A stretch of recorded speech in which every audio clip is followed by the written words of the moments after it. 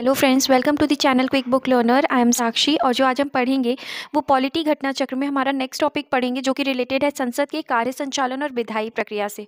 तो friends, session start करने से पहले बस इतना कहना है कि अगर आपको ये सेशन इंपॉर्टेंट लगे, यूज़फुल लगे आपके लिए, आपको अच्छा लगे तो प्लीज़ लाइक करें, शेयर करें और फ्रेंड्स के साथ भी शेयर करें इसे और सब्सक्राइब भी करें। तो चलिए बिना टाइम वेस्ट किए अब हम स्टार्ट करते हैं अपना टॉपिक, जिसमें हम जो पढ़ेंगे सबसे पहले हम नोट्स देखते हैं और संसद की कार्य संचालन और विधायी प्रक्रिया के बारे में पढ़ते हैं। तो अगर हम नोट्स देखते हैं कि नोट्स में क्या क्या चीज़ें दी गई हैं, तो हम देखें तो संसद जो है उच्चतम विधायी संस्था है। संविधान में संशोधन का अधिकार जो है वो किसको प्राप्त है? संसद को प्राप्त है। तो उच्चतम विधायी संस्था है, मतलब जो विधि बनाने की सबसे बड़ी संस्था जो कहलाती है वो कौन कहलाती है? संसद कहलाती है। हमने ऑलरेडी पढ़ा हुआ है कि संसद किससे मिलकर बनी है? लोकसभा, राज्यसभा, राष्ट्रपति से। और संविधान में संशोधन का जो अधिकार है वो संसद को प्राप्त है। भारतीय संविधान के अनुच्छेद 368 के अंतर्गत संसद संविधान के किसी भाग में संशोधन कर सकती है। तो अगर हम बात कर रहे हैं आर्टिकल 368 के अंतर्गत संसद जो है वो संविधान के किसी भाग में क्या कर सकती है? संशोधन कर सकती है। संसद के 2 सत्रों के बीच अधिकाधिक अंतराल 6 महीने का क्या हो सकता है? हो सकता है। हमें ये चीज़ ध्यान रखनी है, हमने पिछले सेशंस में ऑलरेडी पढ़ा था कि एक वर्ष में संसद जो है वो कितने सत्र कर सकती है, मैक्सिमम कितने सत्र कर सकती है? तो वो 2 सत्र कर सकती है। और 2 सत्रों के बीच ज़्यादा से ज़्यादा अंतराल कितने महीने का हो सकता है? तो 6 महीने का हो सकता है। इसके बाद बात करते हैं लोकसभा के अध्यक्ष, उपाध्यक्ष, महासचिव, राज्यसभा के सभापति, उपसभापति आदि संसद के अधिकारी कहलाते हैं। तो हमें ध्यान रखना है कि संसद के अधिकारी कौन कौन कहलाते हैं? लोकसभा के अध्यक्ष, उपाध्यक्ष, महासचिव, राज्यसभा के सभापति और उपसभापति आदि संसद के क्या कहलाते हैं? अधिकारी कहलाते हैं। कोई संसद सदस्य जब 60 दिन तक सदन को बिना सूचित किए अनुपस्थित रहता है तो उसकी सदस्यता क्या कर दी जाती है? समाप्त कर दी जाती है। तो हमें ध्यान रखना है कि अगर कोई संसद सदस्य 60 दिन तक सदन को बिना सूचित किए अनुपस्थित रहता है तो उसकी सदस्यता को क्या कर दिया जाता है? समाप्त कर दिया जाता है। भारतीय संविधान का अनुच्छेद 105 संसद के सदस्यों के विशेषाधिकार एवं उन्मुक्तियों को निर्धारित करते हैं। तो अनुच्छेद 105 में क्या लिखा है? संसद के सदस्यों के विशेषाधिकार क्या क्या है, उनकी उन्मुक्तियों को निर्धारित करता है। कौन सा अनुच्छेद? 105। अनुच्छेद 253 की बात करें तो अनुच्छेद 253 के अनुसार अंतर्राष्ट्रीय संधियों को संपूर्ण भारत में या उसके किसी भाग में लागू करने के लिए संसद राज्य सूची के विषय पर कोई भी कानून बिना किसी राज्य की सहमति से क्या कर सकती है? बना सकती है। तो 253 में क्या बात की गई है कि संसद जो है वो राज्य सूची के विषयों पर कोई भी कानून बिना राज्य की सहमति से बना सकती है। कौन से मामले में? तो अंतर्राष्ट्रीय संधियों को संपूर्ण भारत में या किसी भाग में क्या करने के लिए? लागू करने के लिए। इसके बाद अगला पोर्शन देखते हैं। अंतर्राष्ट्रीय समझौते को प्रभावी बनाने के लिए संसद राज्य सूची के विषय पर कानून बना सकती है। सदन का अध्यक्ष किसी सदस्य को बोलने से रोककर अन्य को बोलने के लिए कह सकता है। यह बैठ जाना इंग्लिश में बोले तो यील्डिंग द फ्लोर कहलाता है। तो अगर किसी सदस्य को क्या कह दिया गया है? बोलने से रोककर अन्य को बोलने के लिए कहा जाता है, तो इसे क्या कहा जाता है? यील्डिंग द फ्लोर कहा जाता है और हिंदी में क्या कहा जाता है? बैठ जाना कहलाता है। सदन के किसी सदस्य द्वारा वह जिस दल से चुनकर आया है उसका त्याग कर दूसरे दल में शामिल होना पक्ष त्याग कहलाता है, क्रॉसिंग द फ्लोर कहलाता है। तो हमें ध्यान रखना है कि सदन के किसी सदस्य द्वारा वह जिस दल से चुनकर आया है उसका त्याग कर दूसरे दल में शामिल होना क्या कहलाता है? पक्ष त्याग कहलाता है, या इसी को क्या कहा जाता है? क्रॉसिंग द फ्लोर कहा जाता है। नेक्स्ट बात करें शून्यकाल किसे कहते हैं? तो अगर हम 0 आर की बात करते हैं तो भारत की संसदीय व्यवस्था की देन है। भारत की संसदीय व्यवस्था की देन है क्या? 0 आर की अगर हम बात करें, शून्यकाल की बात करें, यह अधिकतम 1 घंटे का हो सकता है। और अगर हम बात करें लोकसभा में इसका समय प्रश्नकाल के बाद सामान्यतः दोपहर 12 बजे से अपराह्न 1 बजे तक होता है। अनुच्छेद तो हमने देखा 0 आर की बात करें, अगर हम शून्यकाल की बात करते हैं तो ये भारत की संसदीय व्यवस्था की देन है और इसका अधिकतम समय 1 घंटे का हो सकता है। लोकसभा में इसका समय प्रश्नकाल के बाद सामान्यतः अगर हम बात करें दोपहर 12 बजे से 1 बजे तक होता है। और अब हम बात करते हैं नेक्स्ट आर्टिकल अनुच्छेद 109 के खंड 1 के अनुसार धन विधेयक लोकसभा में पुरस्थापित किया जाता है। पुरस्थापित का मतलब कि लोकसभा में ही पारित हो सकता है। तो जो 109 के खंड 1 के अनुसार धन विधेयक जो है वो लोकसभा में पुरस्थापित किया जा सकता है, राज्यसभा में नहीं। कोई विधेयक जिसमें केवल व्यय उल्लेखित है और अनुच्छेद 110 में विनिर्दिष्ट कोई विषय उसमें सम्मिलित नहीं है तो उसे संसद के किसी भी सदन में क्या किया जा सकता है? प्रारंभ किया जा सकता है। तो हमें ये ध्यान रखना है कि कोई विधेयक जिसमें व्यय उल्लेखित नहीं है और अनुच्छेद 110 में विनिर्दिष्ट नहीं है, अनुच्छेद 110 से उसका कोई लेना देना नहीं है, ऐसा कोई भी विषय नहीं है जो अनुच्छेद 110 से संबंधित हो, तो उसे संसद के किसी भी सदन में क्या किया जा सकता है? प्रारंभ किया जा सकता है। इसे साधारण विधेयक की तरह क्या किया जाता है? पेश किया जाता है। इसके बाद लोकसभा द्वारा पारित धन विधेयक राज्यसभा द्वारा भी पारित मान लिया जाता है यदि उस पर राज्यसभा द्वारा 14 दिन तक कोई कार्यवाही नहीं की जाती है। लोकसभा विचार के लिए भेजे गए धन विधेयक को राज्यसभा 14 दिन तक रोक सकती है। अनुच्छेद 108 के अनुसार संसद के दोनों सदनों का संयुक्त अधिवेशन तब आयोजित किया जाता है जब किसी विधेयक पर विचार करने और उसे पारित करने में दोनों सदनों में क्या हो, मतभेद हो। तो ज्वाइंट सिटिंग कब बुलाई जाती है, संयुक्त अधिवेशन कब बुलाया जाता है, जब जो दोनों सदनों के बीच क्या होता है, मतभेद होता है। इसके बाद बात करते हैं नेक्स्ट आर्टिकल की अगर हम बात करें, अनुच्छेद की बात करें, 108 का खंड 4 के अनुसार 118 के खंड 4 के अनुसार लोकसभा का अध्यक्ष संसद के दोनों सदनों की संयुक्त बैठक की क्या करता है, अध्यक्षता करता है। तो लोकसभा का जो अध्यक्ष होता है वो क्या करता है, तो जो ज्वाइंट सिटिंग होती है, ज्वाइंट सिटिंग को संयुक्त अधिवेशन बुलाता कौन है, तो संयुक्त अधिवेशन जो है वो राष्ट्रपति बुलाते हैं। लेकिन अगर हम बात करें उसकी अध्यक्षता कौन करता है, तो लोकसभा का अध्यक्ष जो है वो संसद के दोनों सदनों की संयुक्त बैठक की क्या करता है, अध्यक्षता करता है। अब तक 3 बार दोनों सदनों की संयुक्त बैठक जो है वो बुलाई जा चुकी है।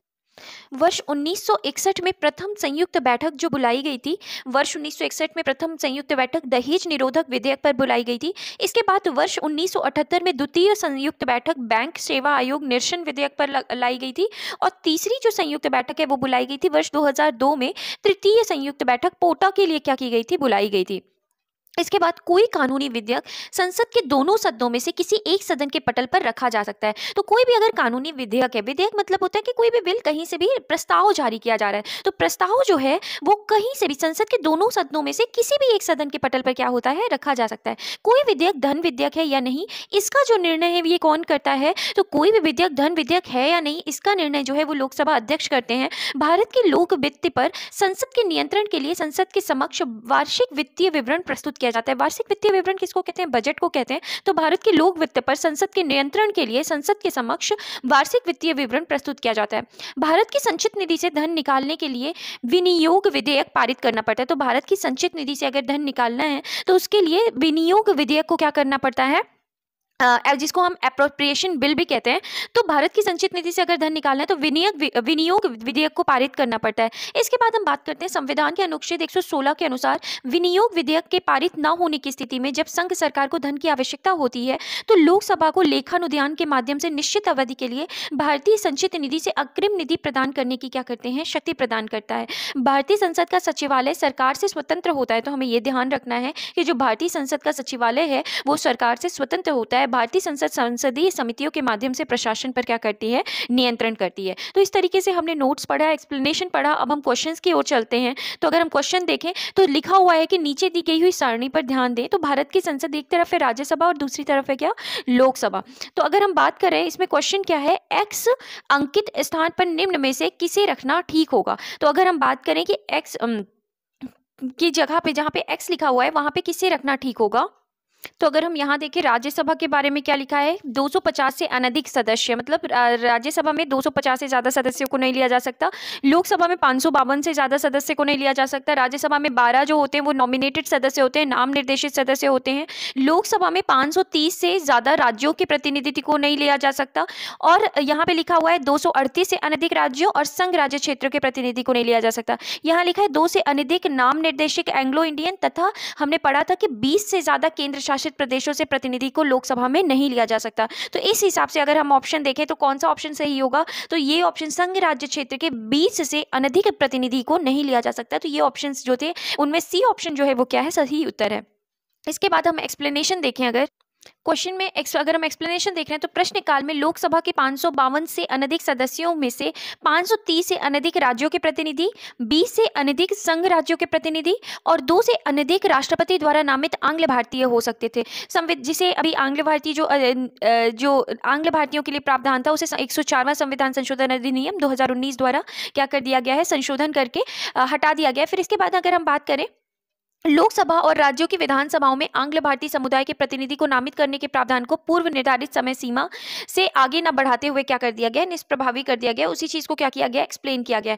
नेक्स्ट अगर हम क्वेश्चन देखते हैं, भारतीय संविधान के अनुच्छेद 87 के अंतर्गत भारत का राष्ट्रपति अभिभाषण देता है। तो हमने पढ़ा था कि भारत का राष्ट्रपति अभिभाषण देता है, तो कहाँ देता है, तो एक साथ समवेत संसद के दोनों सदनों में क्या है, ये अपना अभिभाषण देते हैं। इसके बाद इसका हम एक्सप्लेनेशन पढ़ लेते हैं कि भारतीय संविधान के अनुच्छेद 87 के अनुसार भारत का राष्ट्रपति लोकसभा के लिए प्रत्येक साधारण निर्वाचन के पश्चात प्रथम सत्र के आरंभ में और प्रत्येक वर्ष के प्रथम सत्र के आरंभ में एक साथ संवेद संसद के दोनों सदनों में क्या करता है, अभिभाषण देता है। नेक्स्ट क्वेश्चन है, भारत के राष्ट्रपति के विशेष अभिभाषण के संदर्भ में निम्नलिखित में से कौन सा कथन सही है। तो अगर हम बात करें, राष्ट्रपति लोकसभा के साधारण निर्वाचन के पश्चात प्रथम सत्र और प्रथम वर्ष के प्रथम सत्र के आरंभ में संसद के दोनों सदनों की संयुक्त बैठक को संबोधित करता है, तो ऑप्शन 1 जो है वो बिल्कुल सही है। और अगर हम सेकंड ऑप्शन देखते हैं, राष्ट्रपति अपने अभिभाषण में संसद को उसके आह्वान के कारणों के विषय में सूचित करता है, तो दोनों ही ऑप्शन सही हैं। हमने देखा था कि राष्ट्रपति जो है वो कब कब जो है वो अपना अभिभाषण देते हैं, तो लोकसभा के साधारण जो लोकसभा का निर्वाचन हो जाता है उसके पश्चात प्रथम सत्र में, और हर वर्ष जो प्रथम सत्र का आरंभ होता है उसमें अपना अभिभाषण देते हैं। और राष्ट्रपति अपने अभिभाषण में संसद को उसके आह्वान के कारणों के विषय में सूचित करता है, तो बिल्कुल है कि उनको क्यों बुलाया गया है, तो ये सारी चीजें राष्ट्रपति उन्हें क्या करते हैं, सूचित करते हैं। तो दोनों ही ऑप्शन क्या है, बिल्कुल सही है। तो इसमें कौन सा ऑप्शन सही होगा, ऑप्शन सी जो है वो करेक्ट आंसर है। एक्सप्लेनेशन देखते हैं, संविधान के अनुच्छेद 87 खंड 1 के अनुसार राष्ट्रपति लोकसभा के लिए प्रत्येक आम निर्वाचन के पश्चात प्रथम सत्र के प्रारंभ में और प्रत्येक वर्ष के प्रथम सत्र के प्रारंभ में एक साथ संवेद संसद के दोनों सदनों में अभिभाषण करेगा और संसद को उसके आह्वान के कारण को बताएगा। नेक्स्ट क्वेश्चन है, भारत के संविधान में निम्नलिखित में से क्या कथित है। तो अगर हम देखें, राष्ट्रपति संसद के किसी भी सदन का सदस्य नहीं होगा, और सेकंड है कि संसद राष्ट्रपति और 2 सदनों से मिलकर बनेगी। तो इसमें बोला गया है कि संविधान में क्या क्या चीजें दी गई हैं, तो हमें पता है कि राष्ट्रपति जो है वो संसद के किसी भी सदन का सदस्य नहीं होता है, बिल्कुल सही है। और संसद राष्ट्रपति और 2 सदनों से मिलकर बनेगी, बिल्कुल सही है। संसद राष्ट्रपति, लोकसभा और राज्यसभा से मिलकर बनी होती है। तो इसमें अगर हम देखें तो दोनों ही उत्तर क्या है, सही है। इसके बाद अगर हम एक्सप्लेनेशन की बात करते हैं तो दोनों कथन संविधान में उल्लेखित है। अगर हम बात करें अनुच्छेद 59 के खंड 1 के अनुसार राष्ट्रपति संसद के किसी सदन का सदस्य नहीं होगा, जबकि अनुच्छेद अगर हम बात करें 79 के अनुसार संसद राष्ट्रपति और दोनों सदनों से मिलकर बनेगी।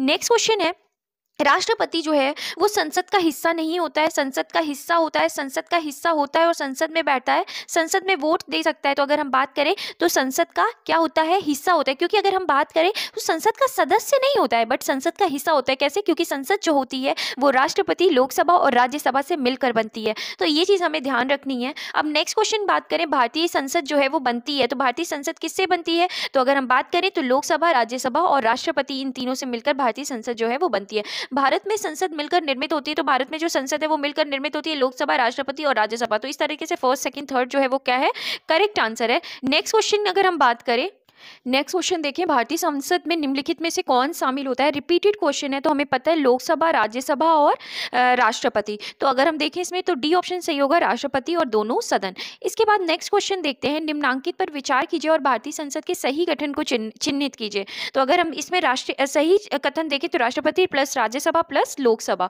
नेक्स्ट क्वेश्चन है, भारतीय संसद में निम्न में से कौन सम्मिलित होते हैं। तो कौन कौन सम्मिलित होता है, तो अगर हम बात करें तो option A will be the correct answer. अगर हम नेक्स्ट क्वेश्चन देखते हैं, भारतीय संसद के घटक कौन कौन से हैं, तो हमें पता है राष्ट्रपति, लोकसभा और राज्यसभा जो है वो भारतीय संसद के क्या हैं, घटक हैं। नेक्स्ट क्वेश्चन है, निम्नलिखित में कौन संसद का अनन्य भाग नहीं है। तो हमें पता है राष्ट्रपति, लोकसभा, राज्यसभा तो अनन्य भाग हैं, बट उपराष्ट्रपति जो है वो अनन्य भाग नहीं है।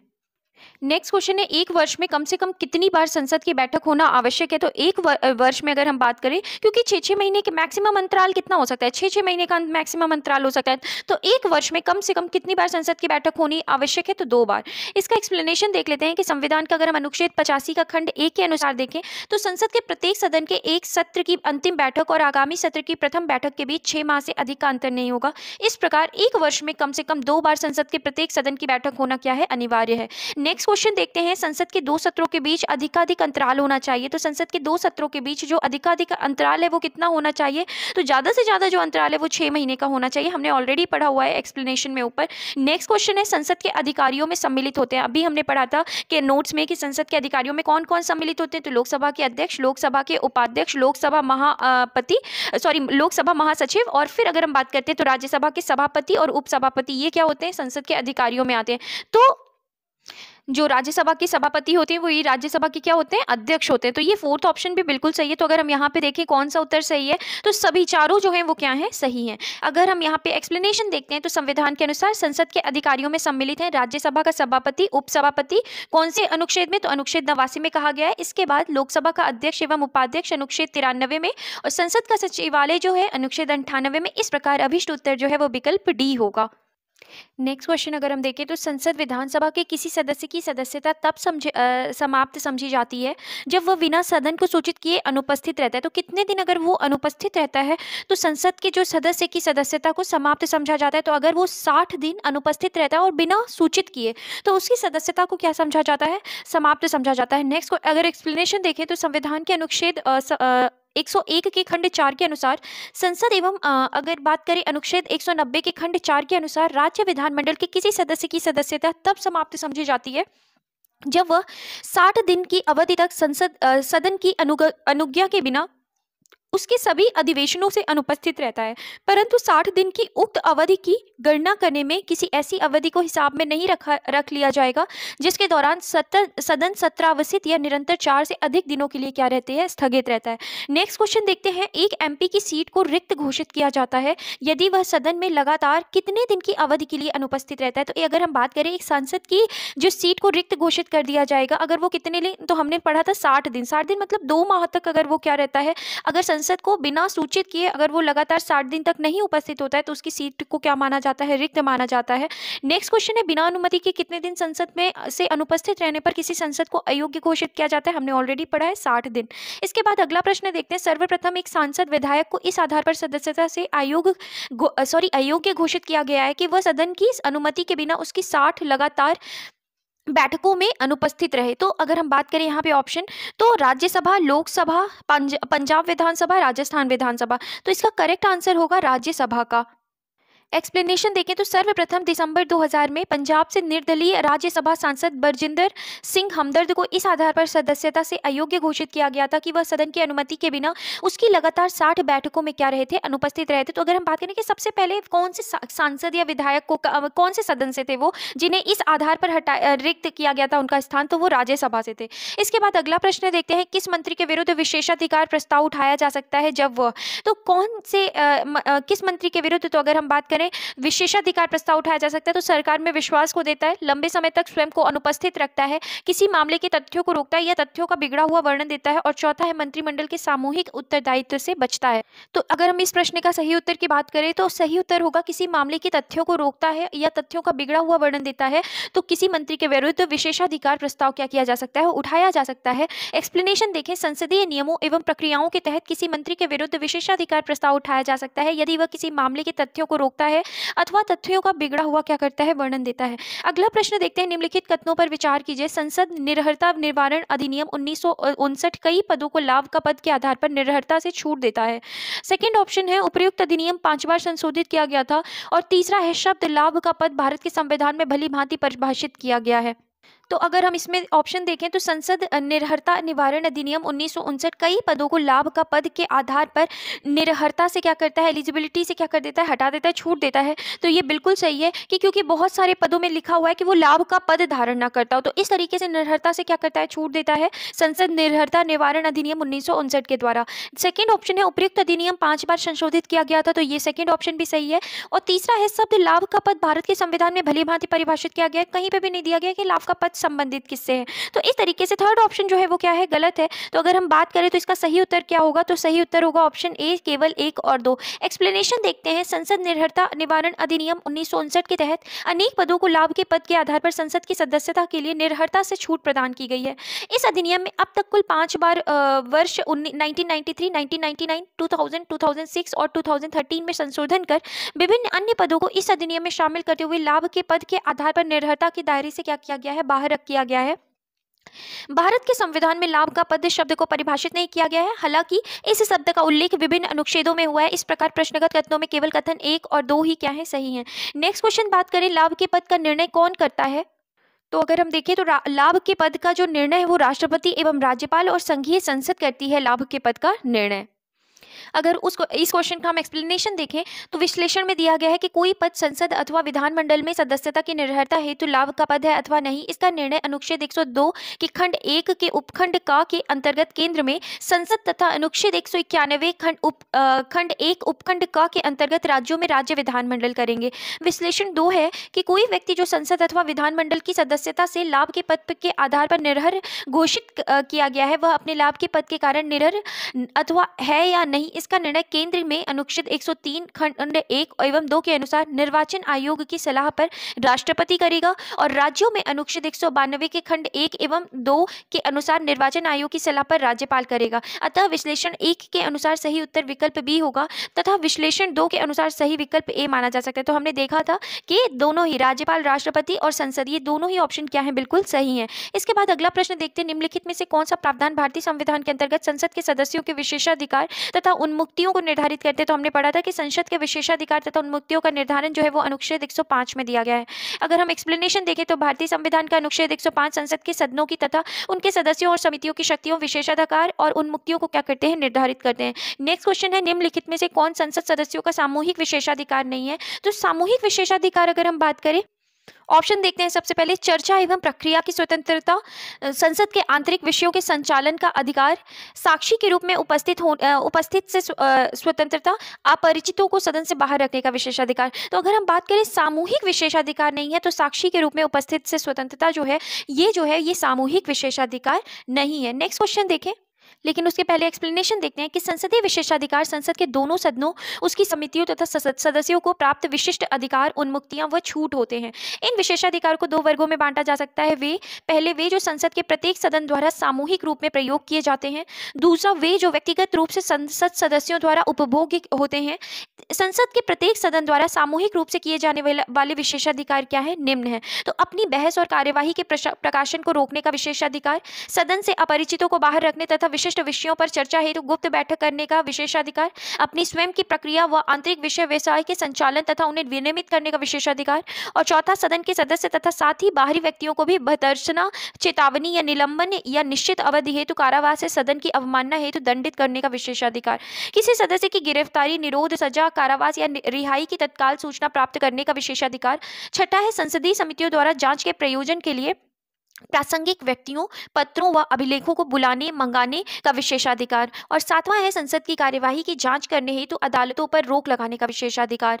और अगर हम बात करें आठवां, तो सदन के परिसर में किसी व्यक्ति की गिरफ्तारी और कानूनी प्रक्रिया किए जाने से पूर्व पीठासीन अधिकारी की अनुमति लिए जाने का क्या है, विशेषाधिकार। तो अगर हम इस तरीके से बात करें तो विकल्प सी में दिया गया विशेषाधिकार संसद सदस्यों द्वारा व्यक्तिगत रूप में प्रयुक्त किया जाने वाला विशेषाधिकार है। तो वो कौन सा है, व्यक्तिगत रूप से प्रयुक्त होने वाला विशेषाधिकार। नेक्स्ट क्वेश्चन है, संविधान के किस अनुच्छेद के अंतर्गत न्यायालयों द्वारा संसद की कार्यवाही की जांच करना प्रतिबंधित है। तो अगर हम बात करें तो अनुच्छेद 122 के तहत न्यायालयों द्वारा संसद की कार्यवाही की जांच करना क्या है, प्रतिबंधित किया गया है। एक्सप्लेनेशन देखें तो संविधान के अनुच्छेद 122 में न्यायालयों द्वारा संसद की कार्यवाहियों की जांच न किए जाने का प्रावधान किया गया है। नेक्स्ट क्वेश्चन देखें, निम्नलिखित में से किसको लोकसभा और राज्यसभा दोनों के निर्वाचन में मतदान का अधिकार है।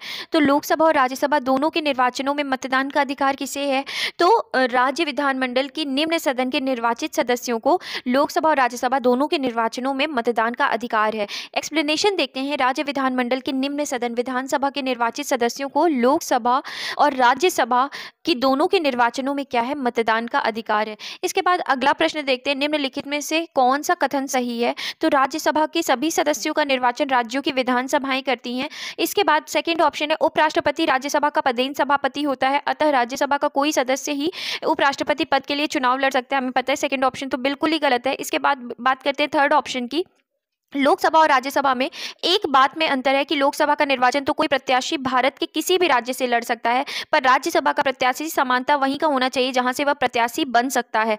इसके बाद डी ऑप्शन हम देखते हैं कि भारत के संविधान में राज्यसभा के नामित सदस्य की मंत्रिपरिषद पर नियुक्त का स्पष्ट शब्दों में निषेध है।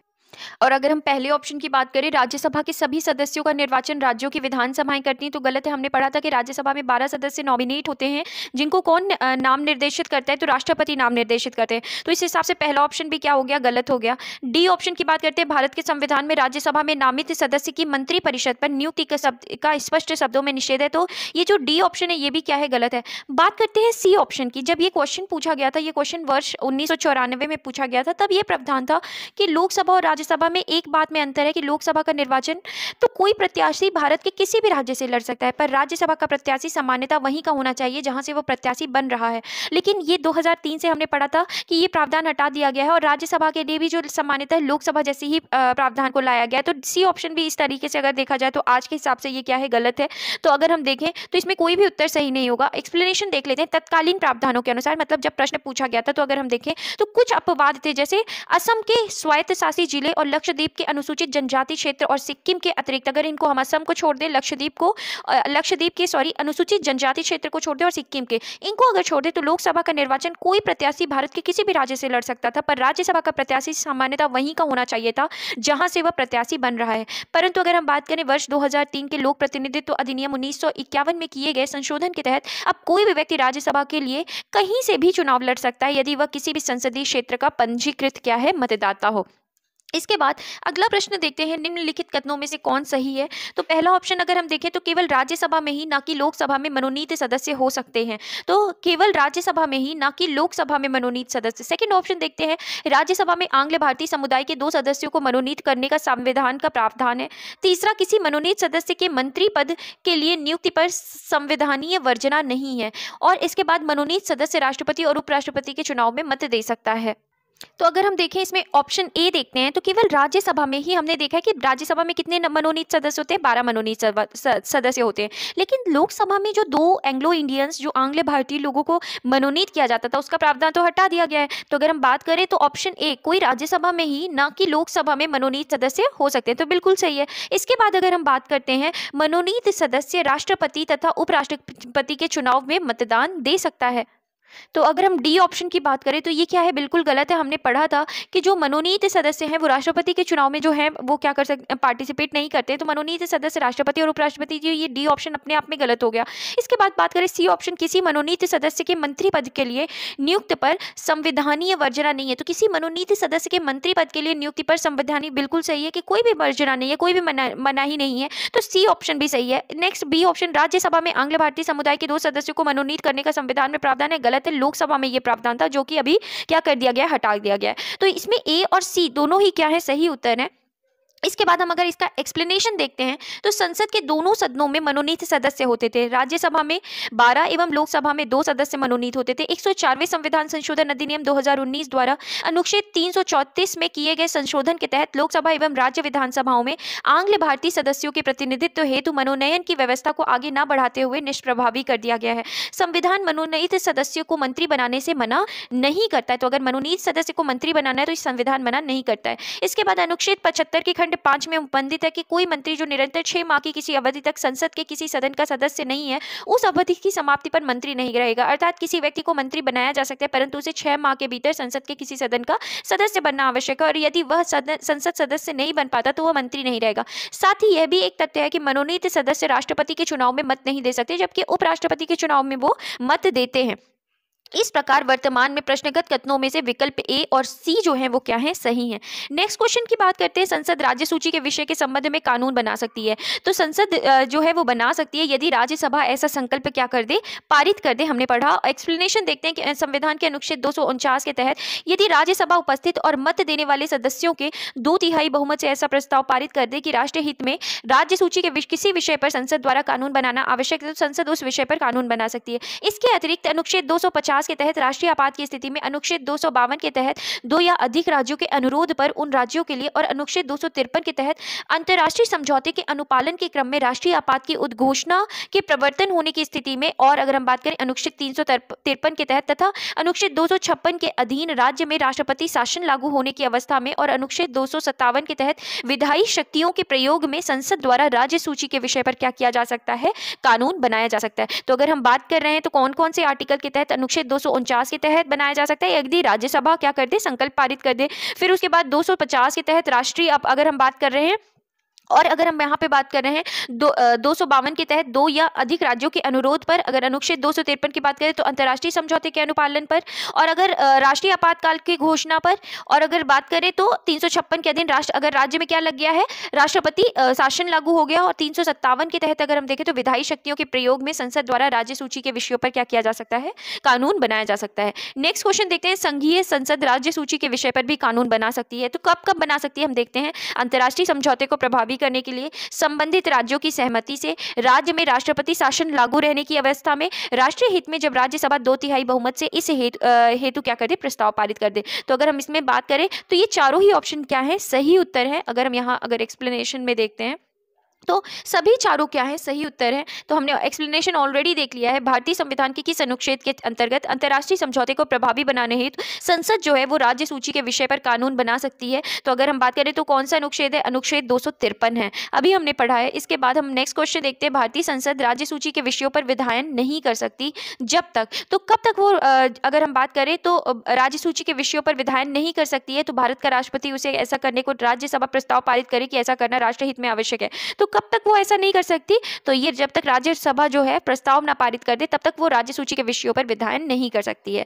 इसके बाद अगर आप देखें तो इसमें और भी ऑप्शंस देखें तो विधानसभा का अध्यक्ष यह प्रमाणित करे कि ऐसा विधायन आवश्यक है। और अगर हम बात करें राष्ट्रीय आपातकाल लागू हो, तो राष्ट्रीय आपातकाल अगर लागू है तब भी भारतीय संसद राज्य सूची के विषयों पर क्या कर सकती है, कानून बना सकती है। तो इसका अगर हम सही उत्तर देखें तो ऑप्शन क्या है, डी जो है वो क्या है, करेक्ट आंसर है। नेक्स्ट क्वेश्चन देखिए, अंतर्राष्ट्रीय संधियों को भारत के किसी भाग अथवा संपूर्ण भारत में लागू करने के लिए संसद कोई भी कानून बना सकती है। कब बना सकती है, संबंधित बिना किसी राज्य, अगर अंतर्राष्ट्रीय मामलों से, संधियों से संबंधित भारत के किसी भाग में ये संपूर्ण भारत में कोई भी नियम लागू करने के लिए संसद कोई भी नियम बना सकती है बिना किसी राज्य की सहमति से। इसके बाद अगला प्रश्न अगर हम देखते हैं, संविधान की किस विषय सूचियों में दिए गए विषयों के अतिरिक्त विषयों पर कौन, संविधान की विषय सूचियों में दिए गए विषयों के अतिरिक्त विषयों पर कौन जो है वो कानून बना सकता है। तो अगर मतलब हम बात करते हैं जिस तरीके से 3 सूचियां दी गई हैं, केंद्र सूची, राज्य सूची और जो समवर्ती सूची, अगर ये 3 सूची, और कुछ मामले ऐसे रह जाते हैं जो मतलब तीनों ही सूचियों में नहीं दिए गए हैं, जिन्हें हम कहते हैं अवशिष्ट।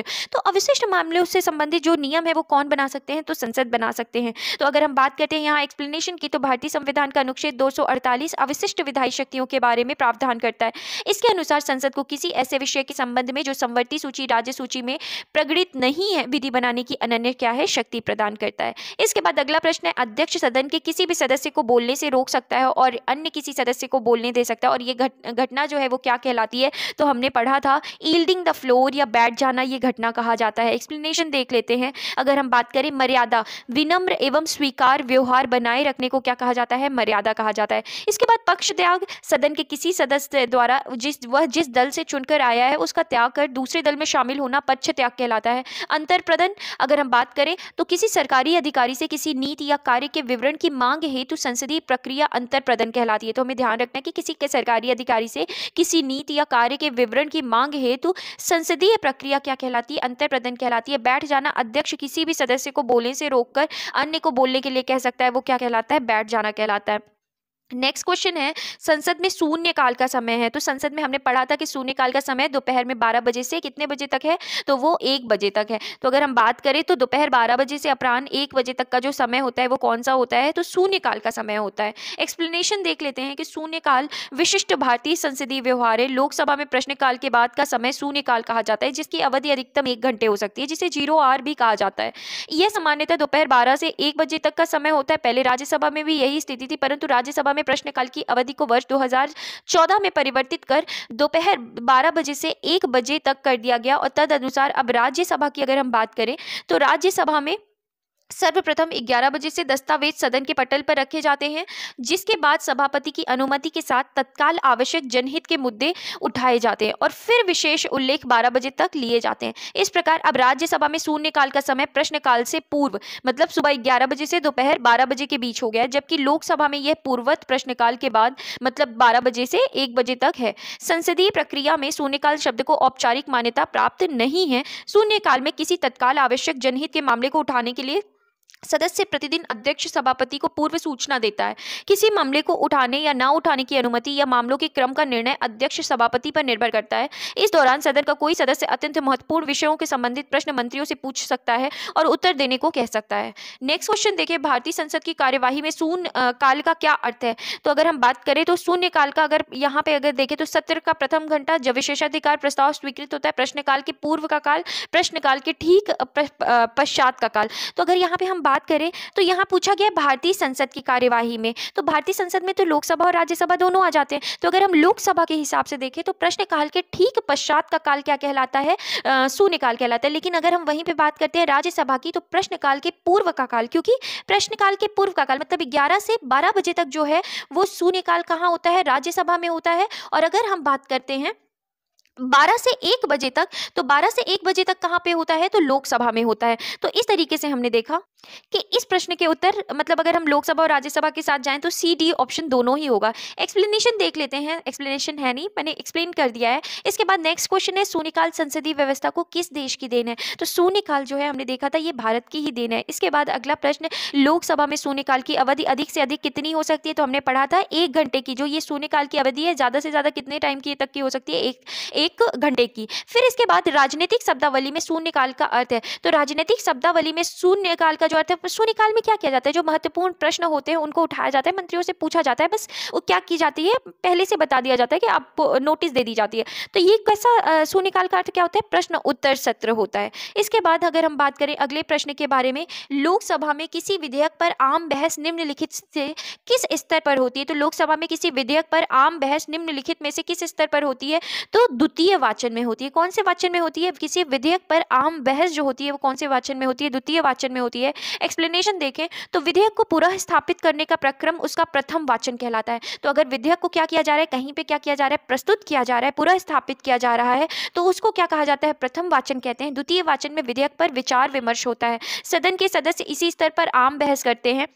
द्वितीय वाचन में ही सदन विधेयक को प्रवर समिति या दोनों सदनों की संयुक्त समिति को सौंप सकता है। द्वितीय वाचन में ही विधेयक पर खंडशः विचार भी होता है। प्रभारी सदस्य का यह प्रस्ताव कि विधेयक या यथा संशोधित विधेयक पारित किया जाए, विधेयक का क्या है? तृतीय वाचन कहलाता है। तो अगर हम किसी विधेयक को उसमें संशोधन करते हैं और उसको क्या करते हैं, विधेयक को पारित करने की बात करें, तो वो कौन सा वाचन कहलाता है? तृतीय वाचन कहलाता है।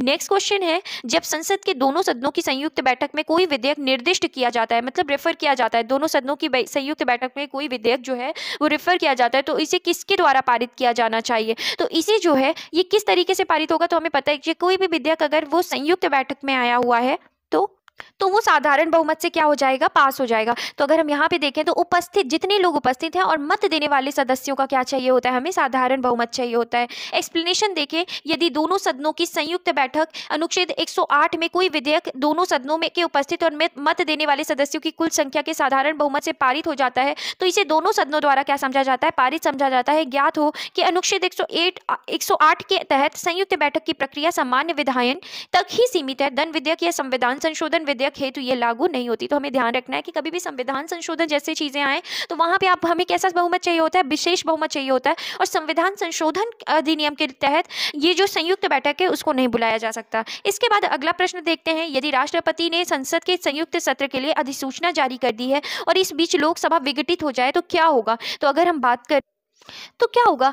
तो संयुक्त सत्र यथा समय क्या होगा? याहूत होगा। तो संयुक्त सत्र में जिनको भी बुलाया गया, अगर लोकसभा विघटित भी हो जाए तो संयुक्त सत्र जिसको बुलाया गया वो समय पर क्या होगा? आहूत होगा। एक्सप्लेनेशन देखते हैं कि भारतीय संविधान के अनुच्छेद 108 के खंड 5 में वर्णित है, यदि राष्ट्रपति ने सदन की संयुक्त बैठक आहूत करने के अपने आशय की सूचना दे दी है और उसके पश्चात लोकसभा का विघटन हो जाता है तो भी संयुक्त बैठक हो सकेगी और विधेयक व्यपगत नहीं होगा तथा उसे क्या किया जाएगा? पारित किया जा सकेगा। नेक्स्ट क्वेश्चन है, निम्नलिखित में से कौन संसद के दोनों सदनों की संयुक्त बैठक की क्या करता है? अध्यक्षता करता है। तो हमने पढ़ा है लोकसभा का जो अध्यक्ष होता है वो संयुक्त बैठक की क्या करता है? अध्यक्षता करता है। और संयुक्त बैठक बुलाता कौन है? तो राष्ट्रपति बुलाते हैं। एक्सप्लेनेशन देखते हैं, भारतीय संविधान के अनुच्छेद 118 के खंड 4 के अनुसार संसद के दोनों सदनों की संयुक्त बैठक की अध्यक्षता कौन करेगा? लोकसभा का अध्यक्ष स्पीकर करता है। लोकसभा अध्यक्ष की अनुपस्थिति के संदर्भ में अनुच्छेद 118 के खंड 3 के अंतर्गत राष्ट्रपति द्वारा कुछ नियम बनाए गए हैं। अध्यक्ष की अनुपस्थिति में संयुक्त बैठक में लोकसभा का उपाध्यक्ष अध्यक्ष पीठासीन होगा। यदि वो भी अनुपस्थित है तो राज्यसभा का उपसभापति अध्यक्षता करेगा। यदि वो भी अनुपस्थित है तो ऐसा व्यक्ति पीठासीन होगा जो बैठक में उपस्थित सदस्यों द्वारा क्या किया जाएगा, तय किया जाएगा। नेक्स्ट क्वेश्चन है, संसद के दोनों सदनों में संयुक्त अधिवेशन की अध्यक्षता कौन करता है? तो संयुक्त अधिवेशन की जो अध्यक्षता है वो किसके द्वारा की जाती है? स्पीकर के द्वारा की जाती है। इसके बाद नेक्स्ट क्वेश्चन है, निम्नलिखित में से कौन लोकसभा तथा राज्यसभा के संयुक्त अधिवेशन में सभापतित्व करता है, मतलब अध्यक्षता करता है? तो कौन करता है? स्पीकर करते हैं। इसके बाद नेक्स्ट क्वेश्चन है, भारतीय संसद के दोनों सदनों की संयुक्त बैठक, रिपीटेड क्वेश्चन है, तो कौन करता है? लोकसभा के अध्यक्ष जो है वो संयुक्त बैठक की क्या करते हैं? अध्यक्षता करते हैं।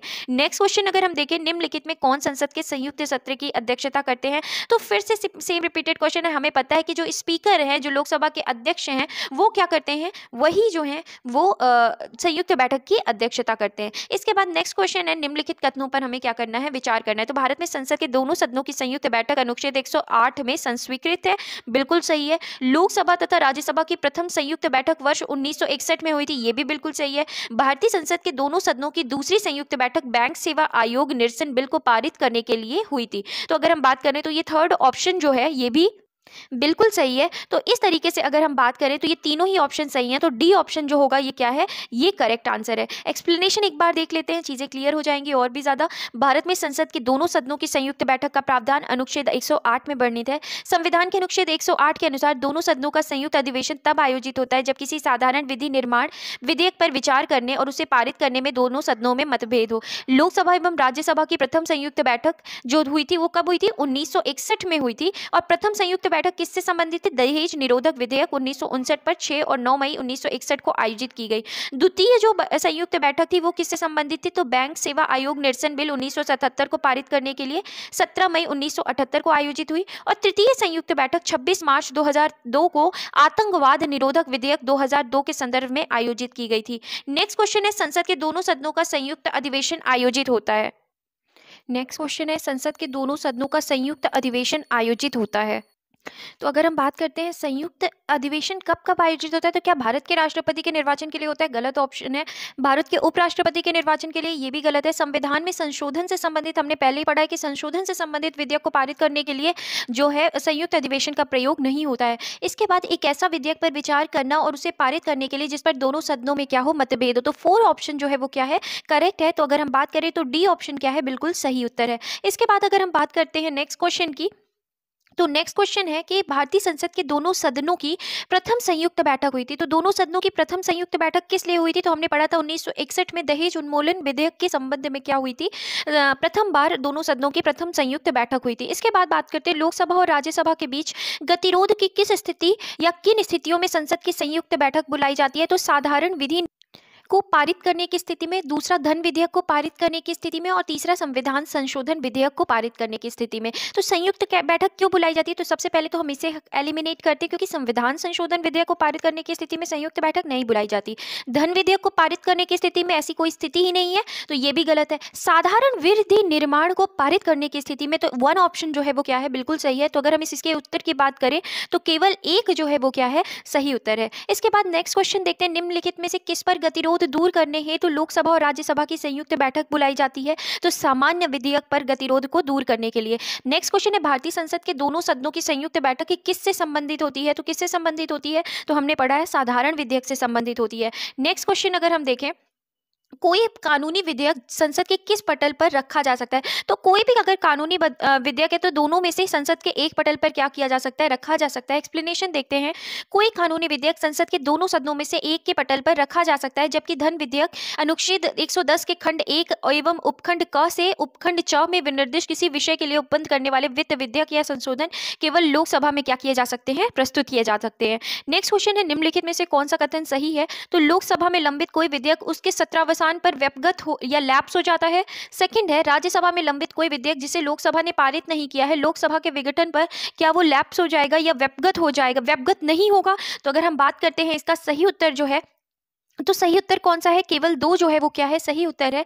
अगर हम देखें राज्यसभा में लंबित कोई विधेयक, जो राज्यसभा में कोई भी विधेयक क्या है? अभी लंबित है, अभी पास नहीं हुआ है, जिसे लोकसभा ने पारित नहीं किया है, तो लोकसभा के विघटन पर व्यपगत नहीं होगा, क्योंकि अभी तो वो लोकसभा में गया ही नहीं है। तो वो लोकसभा में क्या होगा? क्योंकि अभी लंबित है, कहाँ पे है? अभी वो राज्यसभा में ही रखा गया है, और अगर लोकसभा ने पारित नहीं किया है उसे, तो लोकसभा के विघटन पर भी व्यपगत नहीं होगा। और अगर हम पहले ऑप्शन की बात करें, लोकसभा में कोई लंबित विधेयक, अगर लोकसभा में कोई विधेयक रखा हो गया है, तो क्या उसके सत्रावसान पर व्यपगत हो जाता है? तो ये ऑप्शन क्या है? गलत है। अगर कोई भी लोकसभा में लंबित विधेयक है और उसके सत्रावसान पर व्यपगत वो नहीं होता है, वो लोग जब अगले सत्र में बैठेंगे तो उसके ऊपर क्या करेंगे? कार्रवाई करेंगे। तो केवल 2 उत्तर जो है वो क्या है? सही है। एक्सप्लेनेशन देखते हैं। अनुच्छेद 107 खंड 3 के अंतर्गत संसद में लंबित विधेयक सदनों के सत्रावसान के कारण व्यपगत नहीं होगा, अतः कथन एक असत्य है। अनुच्छेद 107 के खंड 5 के अनुसार लोकसभा में लंबित विधेयक अथवा लोकसभा द्वारा पारित एवं राज्यसभा में लंबित विधेयक लोकसभा के विघटन पर व्यपगत नहीं हो जाएगा, जबकि अनुच्छेद 107 के खंड 4 के अंतर्गत राज्यसभा में लंबित विधेयक जिसको लोकसभा ने पारित नहीं किया है, लोकसभा के विघटन पर व्यपगत नहीं होगा। अर्थात जो कथन 2 है वो क्या है? सत्य है। इसके बाद नेक्स्ट क्वेश्चन की बात करते हैं। संविधान के किस प्रावधान में कहा गया है कि विधि के प्राधिकार के बिना ना तो कोई कर लगाया जा सकता है और ना ही एकत्रित किया जा सकता है? तो विधि के प्रावधान के बिना कहाँ कहा गया है? अनुच्छेद 265 में कहा गया है। एक्सप्लेनेशन देखें तो संविधान के अनुच्छेद 265 में कहा गया है कि कोई कर विधि के प्राधिकार से ही अधिरोपित या संग्रहित किया जाएगा, अन्यथा नहीं। अनुच्छेद 266 में भारत और राज्यों की संचित निधि एवं लोकलेखा के बारे में, अनुच्छेद 300 संघ और राज्यों के नाम से वाद और कार्यवाहियां, तथा 368 जो है संविधान संशोधन की प्रक्रिया से क्या है? संबंधित है। नेक्स्ट क्वेश्चन देखिए, भारत की संचित निधि से धन निर्गत पर किसका नियंत्रण है? तो अगर हम यहाँ पे बात करें तो धन निर्गत पर किसी का नियंत्रण नहीं है। अगर हम उत्तर एक्सप्लेनेशन देखते हैं तो भारतीय संविधान के अनुच्छेद 266 के अनुसार भारत की संचित निधि भारत सरकार को प्राप्त सभी राजस्व उस सरकार द्वारा राजहुंडियां निर्गमित करके उधार द्वारा या अग्रिम अर्थोपाय द्वारा लिए गए सभी उधार या उधारों के प्रतिसंदाय में उस सरकार को प्राप्त सभी धनराशियों से मिलकर बनती है। यह संसद के नियंत्रणाधीन होती है। संचित निधि से कोई भी धनराशि तब तक निर्गमित नहीं की जा सकती है जब तक संसद की अनुमति प्राप्त ना कर ली जाए। इसलिए बजट प्रावधानों के अनुरूप कार्यपालिका को संचित निधि से धन निकालने का अधिकार तभी प्राप्त होता है जब संसद अनुच्छेद 114 के तहत विनियोग अधिनियम के माध्यम से इस हेतु अनुमति क्या कर लेती है? प्रदान करती है। नेक्स्ट क्वेश्चन है, करों और सरकारी कामकाजों के निर्वाह में हुई अन्य प्राप्तियों से संघीय सरकार को प्राप्त हुआ समूचा राजस्व जो है वो कहाँ जमा होता है? तो वो कहाँ जमा होता है? भारत की संचित निधि में जमा होता है। नेक्स्ट क्वेश्चन है, भारत की संचित निधि से निकाले जाने के लिए निम्नलिखित में से किसका अनुमोदन अनिवार्य है? तो किसका? भारत की संसद का क्या अनुमोदन अनिवार्य होता है। नेक्स्ट क्वेश्चन है, निम्नलिखित में से कौन सा एक भारत की संचित निधि से लिया जाने वाला अनिवार्य जो व्यय भार है नहीं है? वे ऋण जो भारत सरकार को चुकाने हैं, भारत के निर्वाचन आयोग के सदस्यों के वेतन और पेंशन, उच्च न्यायालय के न्यायाधीशों को दी जाने वाली पेंशन, राज्यसभा के उपाध्यक्ष के भत्ते।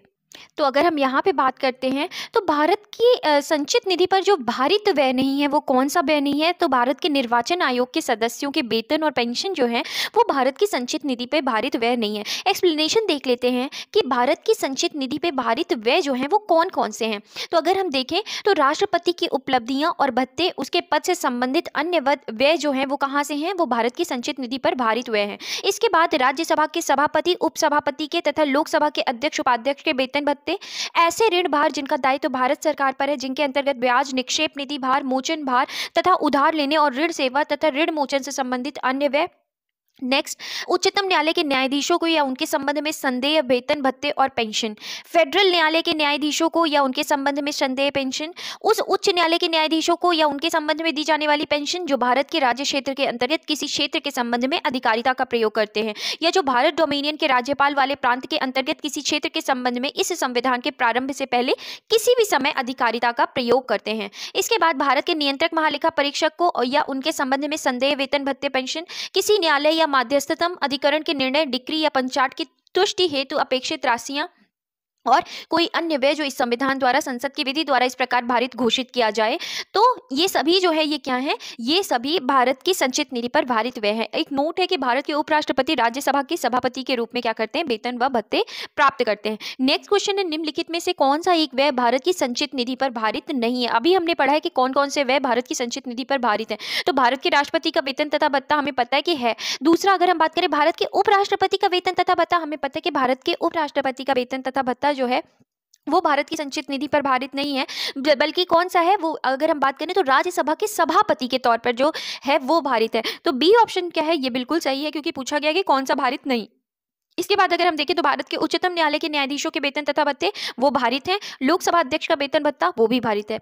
नेक्स्ट क्वेश्चन है, कौन सा व्यय एक व्यय भारत की संचित निधि पर भारित नहीं है। तो अगर हम यहाँ पे देखें, भारत के मुख्य न्यायाधीश के वेतन भत्ते, नियंत्रक महालेखा परीक्षक के वेतन भत्ते, भारत के प्रधानमंत्री के वेतन और भत्ते, संघ लोक सेवा आयोग के अध्यक्ष के वेतन और भत्ते। तो अगर इस क्वेश्चन में देखें तो हमें पता है कि भारत के प्रधानमंत्री के वेतन और भत्ते जो हैं वो भारत की संचित निधि पर भारित नहीं है। अब नेक्स्ट क्वेश्चन अगर हम देखते हैं तो नेक्स्ट क्वेश्चन में है कि निम्नलिखित में से भारतीय संविधान का कौन सा अनुच्छेद आकस्मिकता निधि से संबंधित है। तो आकस्मिकता निधि से संबंधित जो है वो कौन सा अनुच्छेद है, 267 जो है वो 267 आर्टिकल जो है वो आकस्मिकता निधि से क्या है, संबंधित है। इसके बाद हम बात करते हैं भारतीय संविधान का अनुच्छेद जो 267 है कि खंड 1 में एक आकस्मिकता निधि की स्थापना का प्रावधान करता है। ये राष्ट्रपति के नियंत्रणाधीन होती है। इसका गठन किसी अत्यावश्यक आकस्मिक प्रकृति के व्यय हेतु किया गया है। ऐसे आकस्मिक व्यय का अनुच्छेद 115 एवं अनुच्छेद 116 के अधीन संसदीय विधि द्वारा प्राधिकृत किए जाने के लंबित रहने तक इस निधि में से ऐसे व्यय की पूर्ति के लिए अग्रिम धन देने हेतु ये निधि राष्ट्रपति के व्ययनाधीन होता है। सीधी सी बात है, आकस्मिक निधि का सीधा सा मतलब होता है कि जब जरूरत एकदम अचानक से पड़ जाए तो आप क्या कर सकते हो, आकस्मिक निधि से सरकार क्या कर सकती है, पैसा निकाल सकती है। और यह निधि जो होती है वो किसके, राष्ट्रपति के व्ययनाधीन होती है। इसके बाद अगला प्रश्न देखते हैं, संघ की सरकार के संदर्भ में निम्नलिखित कथनों पर हमें विचार करना है। राजस्व विभाग संसद में प्रस्तुत किए जाने वाले केंद्रीय बजट को तैयार करने के लिए उत्तरदायी है। सेकंड है, भारत की संसद के प्राधिकरण के बिना कोई धन भारत की संचित निधि से निकाला नहीं जा सकता। तीसरा, लोक लेखा के लिए जाने वाले सभी संवितरणों के लिए भारत की संसद के प्राधिकरण की आवश्यकता होती है। इसमें हमें सही उत्तर बताना है। तो अगर हम बात करें राजस्व विभाग संसद में प्रस्तुत किए जाने वाले केंद्रीय बजट को तैयार करने के लिए उत्तरदायित्व है, तो ये गलत है। राजस्व विभाग जो है वो केंद्रीय बजट को तैयार नहीं करती। इसके बाद बात करें तो भारत की संसद के प्राधिकरण के बिना कोई धन भारत की संचित निधि से नहीं निकाला जा सकता, तो बिल्कुल सही है। तीसरा देखिए, लोक लेखा से किए जाने वाले सभी संवितरणों के लिए भारत की संसद के प्राधिकरण की आवश्यकता होती है, तो नहीं। ये थर्ड ऑप्शन भी जो है वो क्या है, गलत है। तो इसके बाद अगर हम उत्तर देखें तो सी ऑप्शन जो है वो क्या है, सही है। एक्सप्लेनेशन देखते हैं कि बजट तैयार करने की जो प्रमुख जिम्मेदारी होती है वो किसकी होती है, वित्त मंत्रालय के आर्थिक कार्य विभाग की होती है, ना कि राजस्व विभाग की। वित्त मंत्रालय का राजस्व विभाग विगत वर्षों में राजस्व संबंधी आंकड़ों के संदर्भ में आने वाले वर्ष के लिए राजस्व का अनुमान तैयार करना है। तो हम नेक्स्ट है, अगर पॉइंट देखें, भारतीय संविधान के अनुच्छेद 266 में संचित निधि का प्रावधान है। संसद की अनुमति के बिना संचित निधि से कोई भी धन नहीं निकाला जा सकता। फिर इसके बाद है अनुच्छेद 266 के खंड 2 में लोक लेखा का प्रावधान किया गया है। इसमें संचित निधि में जमा के अतिरिक्त अन्य लोक धनराशियां जमा की जाती हैं। इसमें लोक भविष्य निधि, न्यायिक जमा आदि धन शामिल किए जाते हैं। लोक लेखा से धनराशि निकालने के लिए संसद की अनुमति की आवश्यकता नहीं है। इस निधि का नियंत्रण कार्यपालिका के पास होता है। तो लोक लेखा का नियंत्रण किसके पास होता है, कार्यपालिका के पास होता है।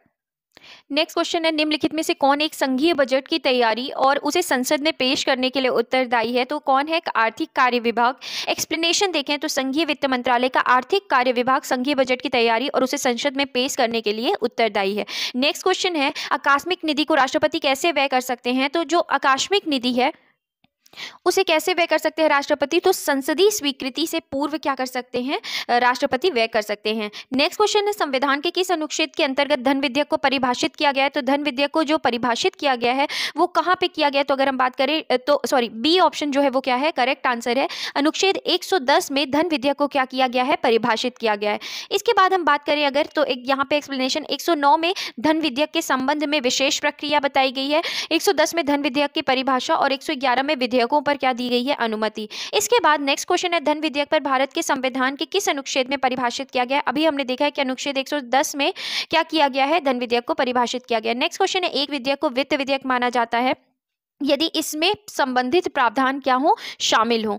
तो अगर हम बात करें भारत सरकार के उधार लेने का नियमन, तो बिल्कुल सही है। ये अगर शामिल है किसी टॉपिक पे, अगर किसी विषय में ये विषय है भारत सरकार के उधार लेने का नियमन, तो वो क्या है, धन विधेयक से संबंधित है। भारत के समेकित निधि की निगरानी, ये भी धन विधेयक से संबंधित है। इसके बाद और ऑप्शंस अगर हम देखें तो किसी राज्य के खातों की लेखा परीक्षा, ये भी धन विधेयक से संबंधित है। और यहाँ पे हम अगर बात करें तो ऑप्शन डी जो है वो क्या है, करेक्ट आंसर है। अगर हम बात करते हैं एक्सप्लेनेशन की, तो अनुच्छेद 110 के अनुसार उस विधेयक को धन विधेयक माना जाएगा जिनमें निम्न से कोई भी अथवा सभी उपबंध क्या है, सम्मिलित होंगे। तो क, किसी कर का अधिरोपण, उत्सादन, परिहार, परिवर्तन या विनियमन। दूसरा है भारत सरकार द्वारा धन उधार लेना या कोई प्रत्याभूति देने का विनियमन, अथवा भारत सरकार द्वारा अपने ऊपर ली गई या ली जाने वाली किन्हीं वित्तीय बाध्यताओं से संबंधित विधि का संशोधन। तीसरा है भारत की संचित निधि या आकस्मिकता निधि की अभिरक्षा, ऐसी किसी निधि में धन जमा करना या उसमें से धन निकालना, भारत की संचित निधि में से धन का विनियोग। और पांचवा है किसी व्यय को भारत की संचित निधि पर भारित व्यय घोषित करना या ऐसे किसी व्यय की रकम को बढ़ाना। नेक्स्ट है भारत की संचित निधि या भारत के लोक लेखा से धन प्राप्त करना अथवा ऐसे धन की अभिरक्षा या उसका निर्गमन अथवा संघ या राज्य के लेखाओं की संपरीक्षा। नेक्स्ट है उपखंड क से उपखंड च में निर्दिष्ट किसी विषय का अनुषंगिक कोई विषय अगर है तो ये सभी किससे संबंधित होंगे, धन विधेयक से। अगर हम नोट देखें, प्रश्न के हिंदी अनुवाद में वित्त विधेयक दिया गया है, जबकि अंग्रेजी वर्जन में मनी दिया गया है, जिसका अर्थ धन विधेयक होता है। अंग्रेजी वर्जन के आधार पर इस प्रश्न की व्याख्या की गई है। नेक्स्ट क्वेश्चन है भारतीय संविधान के अनुच्छेद 110 के अनुसार धन विधेयक की परिभाषा में क्या सम्मिलित है।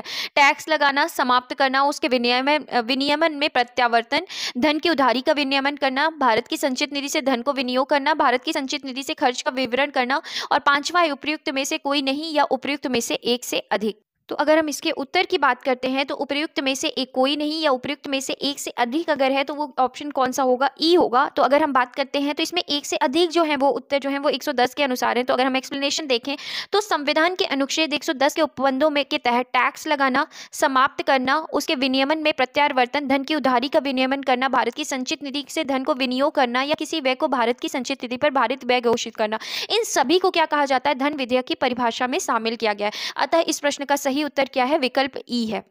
इसके बाद अगला प्रश्न है निम्नलिखित में से कौन सा विषय धन विधेयक के उपबंध में सम्मिलित नहीं किया गया है। तो कर से संबंधित उपबंध सम्मिलित किया गया, उधार लेने से संबंधित उपबंध जो है इसको देखते हैं, अभी और ऑप्शंस देख लेते हैं। संचित निधि तथा आकस्मिक निधि की अभिरक्षा से संबंधित उपबंध, इसको भी किया गया है। जुर्माने तथा अर्थदंड से संबंधित उपबंध जो है ये धन विधेयक से संबंधित, डी ऑप्शन जो है वो नहीं है। एक्सप्लेनेशन देखें कि संविधान के अनुच्छेद 110 में धन विधेयक की परिभाषा के तहत कर से संबंधित उपबंध, उधार लेने से संबंधित उपबंध तथा संचित निधि एवं आकस्मिक निधि की अभिरक्षा से संबंधित उपबंध तो शामिल है, परंतु जुर्माने या अर्थदंड से संबंधित उपबंध इसमें सम्मिलित नहीं है। वस्तुतः अनुच्छेद 110 के खंड 2 के अनुसार कोई विधेयक केवल इस कारण धन विधेयक नहीं समझा जाएगा कि वह जुर्माना या अन्य अर्थदंडों से अधिरोपण का क्या करता है, उपबंध करता है। नेक्स्ट क्वेश्चन है निम्नलिखित में से सही क्या नहीं है। प्रत्येक धन विधेयक एक वित्त विधेयक होता है। इसके बाद प्रत्येक वित्त विधेयक एक धन विधेयक नहीं होता है। तीसरा, वित्त विधेयक केवल लोकसभा में प्रस्तावित किया जा सकता है। चौथा, वित्त विधेयक पर राष्ट्रपति के पूर्व हस्ताक्षर होते हैं। पांचवा है राज्यसभा वित्त विधेयक को 14 दिनों तक रोक कर रख सकती है। नेक्स्ट है राष्ट्रपति वित्त विधेयक पर हस्ताक्षर करने से इंकार नहीं कर सकते। सातवां, राज्यसभा वित्त विधेयक को संशोधित कर सकते हैं। और आठवां है गतिरोध की स्थिति में वित्त विधेयक पर संयुक्त अधिवेशन बुलाया जाता है। तो अगर हम यहाँ पे क्वेश्चन देखें तो क्वेश्चन में क्या पूछा गया है कि सही क्या नहीं है। तो अगर हम देखें कि प्रत्येक धन विधेयक एक वित्त विधेयक होता है, बिल्कुल सही है कि हर धन विधेयक जो होता है वो अपने आप में क्या होता है, वित्त विधेयक होता है। प्रत्येक वित्त विधेयक जो है वो धन विधेयक नहीं होता, क्योंकि हमें पता है कि हर धन विधेयक क्या होता है, वित्त विधेयक होता है, लेकिन सभी वित्त विधेयक जो है वो धन विधेयक नहीं होते। तो सेकेंड ऑप्शन भी सही है। इसके बाद वित्त विधेयक केवल लोकसभा में प्रस्तावित किया जा सकता है, बिल्कुल सही है।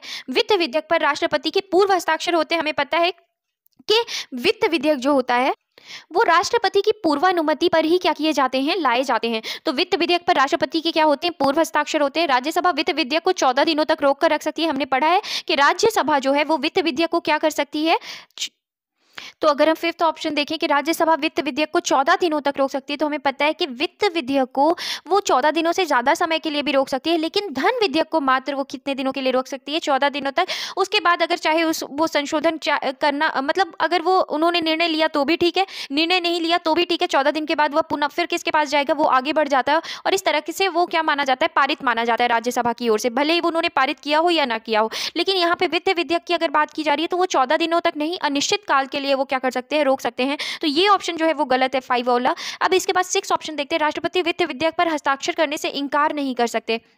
तो अगर हम बात करें कि राष्ट्रपति जो हैं वो वित्त विधेयक पर हस्ताक्षर करने, तो यहाँ पे वित्त विधेयक की बात करिए, वो धन विधेयक पर हस्ताक्षर करने से इनकार नहीं कर सकते, क्योंकि हर धन विधेयक जो है वो राष्ट्रपति की पूर्वानुमति पर लाया जाता है। पर ऐसा नहीं है, राष्ट्रपति चाहें तो वित्त विधेयक पर क्या कर सकते हैं, अपनी रोक लगा सकते हैं। तो ये 6 ऑप्शन भी जो है वो क्या है, गलत है। इसके बाद अगला ऑप्शन है राज्यसभा वित्त विधेयक को संशोधित कर सकती है, तो बिल्कुल सही है। गतिरोध की स्थिति में वित्त विधेयक पर संयुक्त अधिवेशन बुलाया जाता है, तो बिल्कुल सही है, क्योंकि हम किसकी बात कर रहे हैं, हम वित्त विधेयक की बात कर रहे हैं, ना कि धन विधेयक की बात कर रहे हैं। तो इस तरीके से कौन से दो गलत है, पांचवा और छठा ऑप्शन जो है वो क्या है, गलत है। तो अगर हम बात करें तो बी ऑप्शन क्या है, सही आंसर होगा। अगर हम इसकी एक बार एक्सप्लेनेशन देख लेते हैं, तो धन विधेयक का उल्लेख भारतीय संविधान के अनुच्छेद 110 के खंड 1 में किया गया है।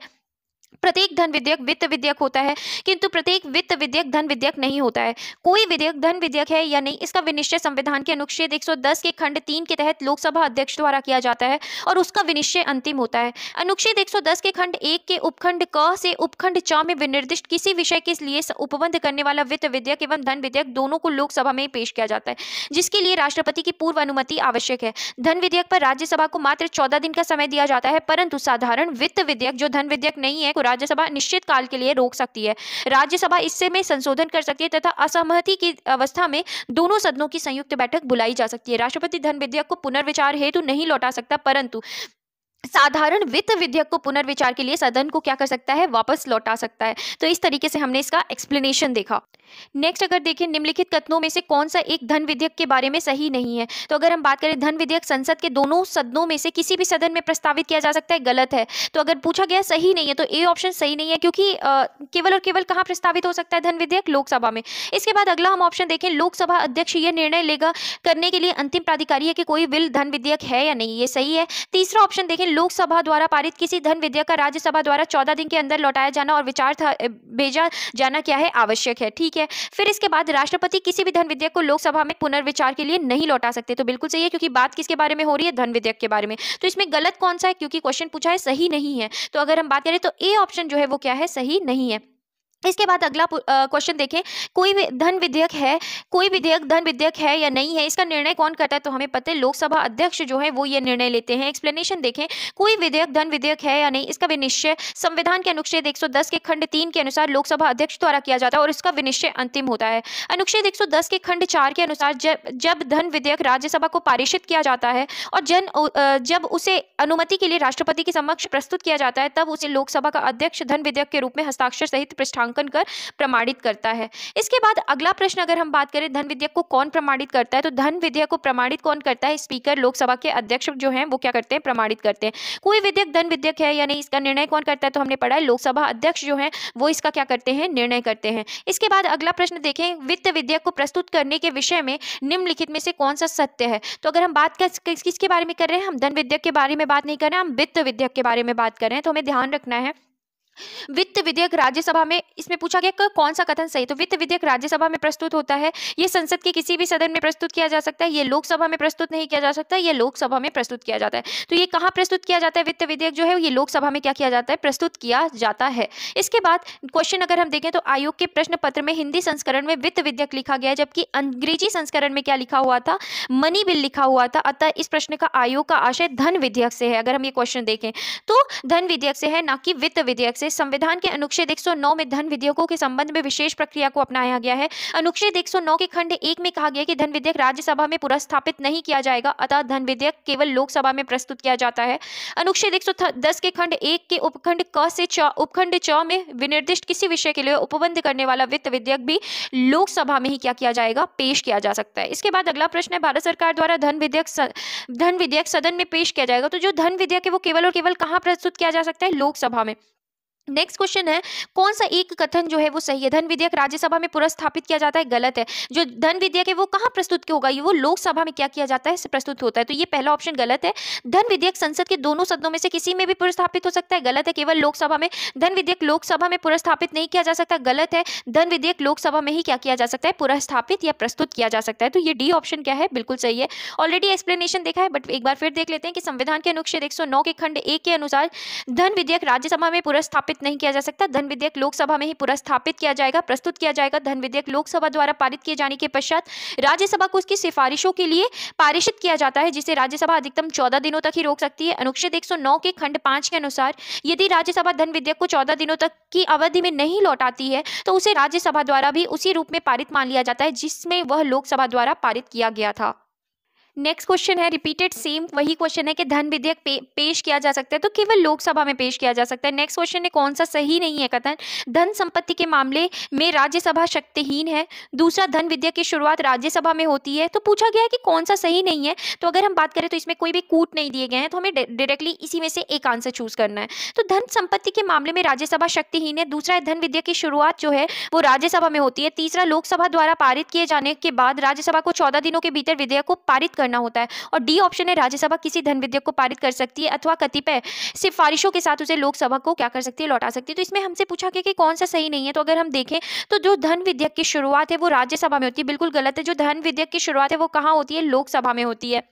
अब नेक्स्ट क्वेश्चन देखें कौन सा कथन सही नहीं है। तो अगर हम बात करें तो धन विधेयक लोकसभा में पूछा गया है कौन सा कथन सही है। तो धन विधेयक केवल लोकसभा में ही क्या होता है, प्रस्तुत होता है। नेक्स्ट क्वेश्चन अगर हम देखते हैं धन विधेयक कहाँ प्रस्तुत किया, पूरा स्थापित का मतलब होता है कहाँ प्रस्तुत किया जाता है। तो धन विधेयक कहाँ प्रस्तुत किया जाता है, लोकसभा में। इसके बाद अगला प्रश्न है भारत के संविधान के अंतर्गत एक धन विधेयक को प्रस्तुत किया जाता है। तो धन विधेयक को कहाँ प्रस्तुत किया जाता है, लोकसभा में प्रस्तुत किया जाता है।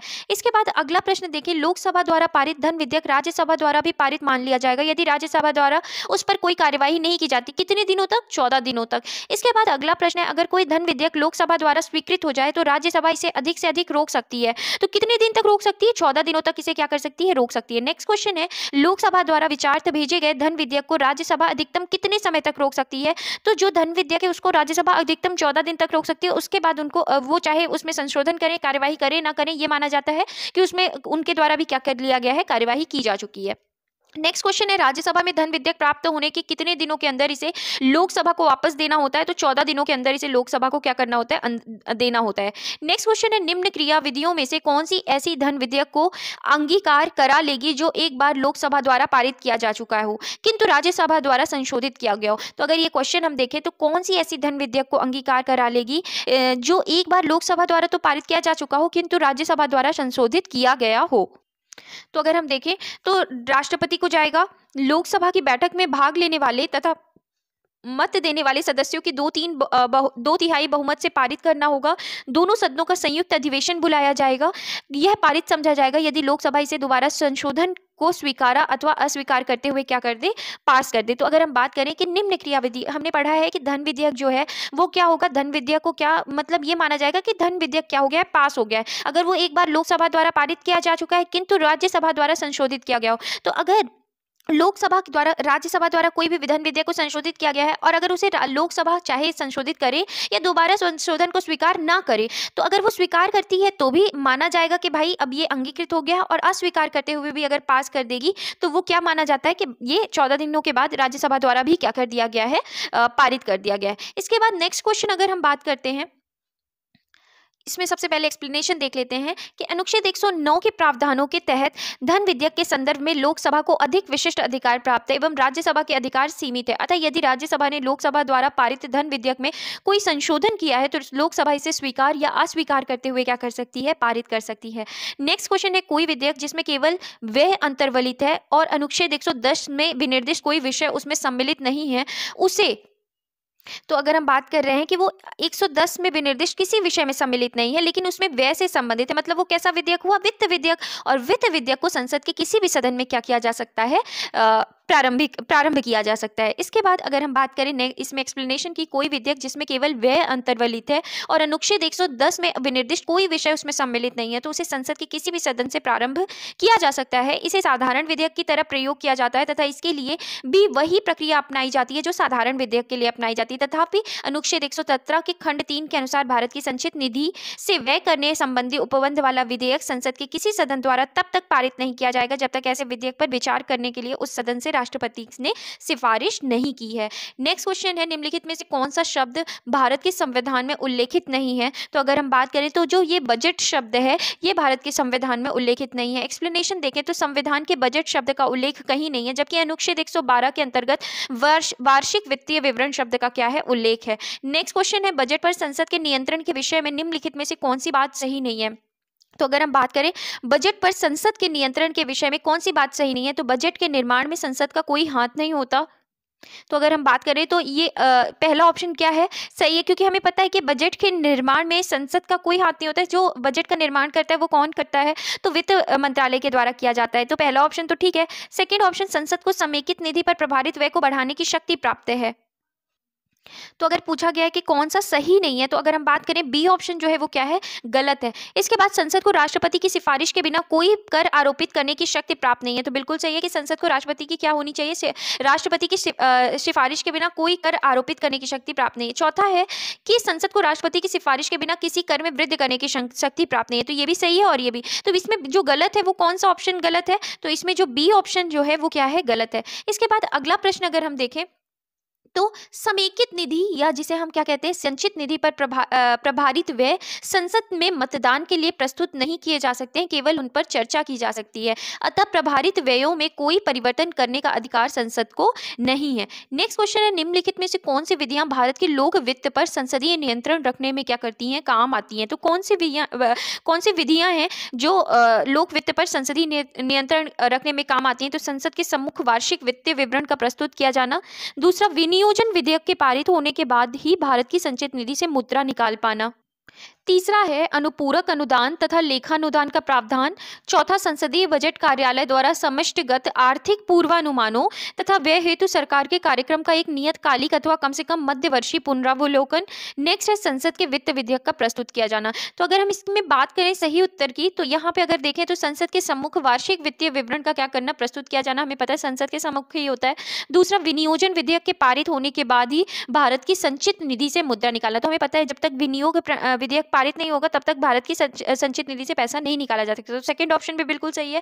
अनुपूरक अनुदानों तथा लेखा अनुदानों का प्रावधान, तो ये प्रावधान भी दिए गए हैं। इसके बाद अगर हम चौथा ऑप्शन देखें कि संसदीय बजट कार्यालय द्वारा समष्टिगत आर्थिक पूर्वानुमानों तथा व्यय हेतु सरकार के कार्यक्रमों का एक नियतकालिक अथवा कम से कम मध्यवर्षीय पुनरावलोकन, ये ऑप्शन जो है ये क्या है, गलत है। और अगर हम फिफ्थ ऑप्शन की बात करें संसद में वित्त विधेयक का प्रस्तुत किया जाना, तो ये भी क्या है, सही है। इसके बाद अगर हम सही उत्तर की बात करें तो 1, 2, 3 और 5। नेक्स्ट क्वेश्चन, अगर एक्सप्लेनेशन देखें तो भारत के लोक वित्त पर संसद के नियंत्रण के लिए संसद के समक्ष वार्षिक वित्तीय विवरण प्रस्तुत किया जाता है। भारत की संचित निधि से मुद्रा निकालने के लिए विनियोजन विधेयक पारित करना पड़ता है। अनुपूरक अनुदानों और लेखानुदानों तथा संसद में वित्त विधेयक प्रस्तुत करने पर भी लोक वित्त पर संसदीय नियंत्रण स्थापित किया जाता है। संसदीय बजट कार्यालय द्वारा समष्टिगत आर्थिक पूर्वानुमानों तथा व्यय हेतु सरकार के कार्यक्रमों का एक नियतकालिक अथवा कम से कम मध्यवर्षीय पुनरावलोकन किए जाने का प्रावधान विश्व में कई देश में है, परंतु ये भारत में नहीं है। नेक्स्ट क्वेश्चन अगर हम देखें, यदि वार्षिक संघीय बजट लोकसभा द्वारा पारित नहीं होता तो अगर वो पारित नहीं होता तो अगर जो बजट है वो पारित नहीं होता तो प्रधानमंत्री अपनी मंत्रिपरिषद का त्याग पत्र पेश कर सकता है। तो ये चीज़ होती है यदि वार्षिक संघीय बजट लोकसभा द्वारा पारित नहीं होता तो। इसके अलावा अगर हम एक्सप्लेनेशन देखें तो वार्षिक संघीय बजट के लोकसभा द्वारा पारित न होने का तात्पर्य लोकसभा में सरकार के अल्पमत में आ जाने से है। ऐसी स्थिति में प्रधानमंत्री अपनी मंत्रिपरिषद का त्याग पत्र क्या करेगा, प्रस्तुत करेगा। नेक्स्ट क्वेश्चन है, भारत की संसद के संदर्भ में निम्नलिखित कथनों पर विचार कीजिए। गैर सरकारी विधेयक ऐसा विधेयक है जो संसद के ऐसे सदस्य द्वारा प्रस्तुत किया जाता है जो निर्वाचित नहीं है किंतु भारत के राष्ट्रपति द्वारा नाम निर्दिष्ट है। तो ये क्या, पहला ऑप्शन क्या है, गलत है। गैर सरकारी जो विधेयक है वो ऐसा विधेयक जो संसद के ऐसे सदस्य द्वारा प्रस्तुत किया जाता है जो निर्वाचित नहीं है किंतु भारत के राष्ट्रपति द्वारा नाम निर्दिष्ट है। ये ऑप्शन पूरी तरीके से गलत है। सेकेंड की बात करें, हाल ही में भारत की संसद के इतिहास में पहली बार एक गैर सरकारी विधेयक प्राप्त किया गया है। तो सेकेंड ऑप्शन भी क्या है, बिल्कुल पूरी तरीके से गलत है। तो इसका सही उत्तर क्या होगा, डी होगा। एक्सप्लेनेशन देखें, गैर सरकारी विधेयक उसे कहते हैं जो कि संसद के ऐसे सदस्य द्वारा सदन के पटल पर प्रस्तुत किए जाते हैं जो मंत्री नहीं होते हैं, जबकि सरकारी विधेयक उसे कहते हैं जो किसी मंत्री द्वारा सदन के पटल पर प्रस्तुत किए जाते हैं। गैर सरकारी विधेयक भी सदन में एक प्रक्रिया के तहत पेश किए जाते हैं। गैर सरकारी सदस्यों के विधेयकों तथा संकल्पों संबंधी एक समिति का गठन किया जाता है। इस समिति का गठन लोकसभा में किया जाता है। समिति में कुल 15 सदस्य होते हैं तथा लोकसभा के उपाध्यक्ष इस समिति के अध्यक्ष होते हैं। स्वतंत्रता के बाद अब तक 14 गैर सरकारी विधेयक दोनों सदनों में पारित हो चुके हैं। अतः दिए गए उपर्युक्त कथनों में से ना तो एक सही है और ना ही दो। इसके बाद अगला क्वेश्चन देखें, आर्थिक सर्वेक्षण प्रतिवर्ष संसद में प्रस्तुत किया जाता है। तो जो आर्थिक सर्वेक्षण है वो हर वर्ष कब प्रस्तुत किया जाता है? तो अगर हम बात करें इकोनॉमिक सर्वे, तो आगामी वर्ष के बजट के प्रस्तुतिकरण के पूर्व जो है वो आर्थिक सर्वेक्षण प्रतिवर्ष क्या किया जाता है? संसद में पूर्व प्रस्तुत किया जाता है। चालू वर्ष का आर्थिक सर्वेक्षण प्रतिवर्ष संसद में आगामी वर्ष के बजट के प्रस्तुतिकरण के पूर्व प्रस्तुत किया जाता है, जिसमें चालू वर्ष में अर्थव्यवस्था के विभिन्न क्षेत्रों की प्रगति एवं गतिविधियों के साथ राजकोषीय विवरण क्या होता है? प्रस्तुत होता है। नेक्स्ट क्वेश्चन अगर हम देखें, लेखानुदान संघ सरकार को अनुमति प्रदान करता है। तो जो लेखानुदान है वो संघ सरकार को क्या अनुमति प्रदान करता है? तो निश्चित अवधि के लिए भारतीय संचित निधि से धन निकालने के लिए जो है वो लेखानुदान संघ सरकार को अनुमति प्रदान करता है। अभी एक्सप्लेनेशन देखें तो संविधान के अनुच्छेद 116 के तहत विनियोग विधेयक के समय सीमा के अंदर पारित न होने की स्थिति में जब संघ सरकार को धन की आवश्यकता होती है तो लोकसभा को लेखानुदान के माध्यम से निश्चित अवधि के लिए भारतीय संचित निधि से अग्रिम निधि जो है वो प्रदान करने की क्या है? शक्ति प्राप्त है। तो इस तरीके से हमने देखा, अगर हम बात कर रहे हैं लेखानुदान के बारे में, तो संविधान के अनुच्छेद 116 के तहत विनियोग विधेयक या बजट के समय सीमा के अंदर पारित ना होने की, अगर बजट जो है वो सीमा के अंदर पारित ना होने की स्थिति में संघ सरकार को धन की अगर आवश्यकता होती है तो लोकसभा को लेखानुदान के माध्यम से निश्चित अवधि के लिए भारतीय संचित निधि से अग्रिम निधि प्रदान करने की क्या करता है? शक्ति देता है। इसके बाद नेक्स्ट क्वेश्चन अगर हम बात करते हैं तो लेखानुदान बना है। तो अगर हम बात करें तो लेखानुदान बना है, तो लेखानुदान क्यों बना है? तो लेखानुदान बना है अगर बजट पारित होना लंबित होने के कारण निधि आवंटन हेतु। तो अगर आपको बजट पारित नहीं हो पाया है और ऐसे इस वजह से हमको क्या चाहिए? पैसे की सरकार को जरूरत होती है, तो निधि के आवंटन के लिए क्या किया? बजट पारित होने में लंबित होने के कारण निधि का क्या करना? आवंटन करना। इसके बाद अगला क्वेश्चन है, संसद में लेखा के लिए वोट आवश्यक होता है। तो संसद में अगर हम बात करें लेखा के लिए जो वोट होता है वो आवश्यक होता है। तो इसमें अगर हम ऑप्शन देखें, जब सरकार का व्यय राजस्व प्राप्तियों से अधिक होता है, बड़े कार्यक्रमों की वित्त व्यवस्था हेतु जिसमें बहुत अधिक मात्रा में धन की आवश्यकता होती है। तीसरा है जब सामान्य बजट के समय सीमा के अंदर पारित होने की आशा नहीं होती। तो अगर हम बात करें तो हमने पढ़ा है कि लेखा के लिए वोट आवश्यक होता है कब? जब सामान्य बजट के समय सीमा के अंदर पारित होने की आशा नहीं होती है। अब इसके बाद अगला प्रश्न देखते हैं, लेखानुमोदन और अंतरिम बजट के बीच क्या अंतर है? तो स्थायी सरकार लेखानुमोदन के प्रावधान का प्रयोग करती है, जबकि कार्यवाहक सरकार अंतरिम बजट के प्रावधान का प्रयोग करती है। दूसरा ऑप्शन है, लेखानुदान सरकार के बजट के व्यय पक्ष मात्र से संबद्ध होता है, जबकि अंतरिम बजट में व्यय तथा आवती दोनों सम्मिलित होते हैं। अगर हम इसके दोनों पॉइंट देखते हैं तो स्थायी सरकार लेखानुमोदन के प्रावधानों का प्रयोग करती है, जबकि कार्यवाहक सरकार अंतरिम बजट के प्रावधान का प्रयोग करती है। तो इसमें पहला ऑप्शन जो है वो गलत है। और अगर हम सेकंड ऑप्शन को देखें कि लेखानुमोदन जो है सरकार के बजट के व्यय पक्ष मात्र से संबद्ध होता है, कि अगर सरकार को पैसों की जरूरत है तो ऐसे अगर हम बात करें तो लेखानुमोदन की जरूरत होती है, जबकि अंतरिम बजट में व्यय तथा आवती दोनों ही क्या होते हैं? सम्मिलित होते हैं। तो इस तरीके से सेकेंड ऑप्शन अगर हम बात करते हैं तो सही है। अगर हम यहाँ पे चलें तो इसका सही उत्तर क्या होगा? बी ऑप्शन जो है वो क्या है? सही उत्तर है। अगर हम एक्सप्लेनेशन देखें तो बजट प्रक्रिया संपन्न होने अर्थात बजट पर संसद में चर्चा एवं मतदान होने से पूर्व नए वित्त वर्ष का प्रारंभ हो जाने की स्थिति में वित्तीय संसाधनों के लिए संचित निधि से धन निकालने हेतु लेखानुदान वोट ऑन अकाउंट संसद में पारित कराया जाता है। यह सरकार के बजट के व्यय पक्ष मात्र से क्या होता है? संबद्ध रखता है। इसके बाद लेखानुदान स्थायी एवं कार्यवाहक दोनों सरकारें प्रस्तुत कर सकती हैं। तो अगर हम बात कर रहे हैं लेखानुदान के बारे में, तो लेखानुदान जो है वो स्थायी एवं कार्यवाहक दोनों सरकारें क्या कर सकती हैं? प्रस्तुत कर सकती हैं। अंतरिम बजट में व्यय तथा आवती दोनों सम्मिलित होते हैं तथा यह चुनाव से पूर्व की कार्यवाहक सरकार तथा चुनाव के बाद की नियमित सरकार दोनों द्वारा प्रस्तुत किया जाता है।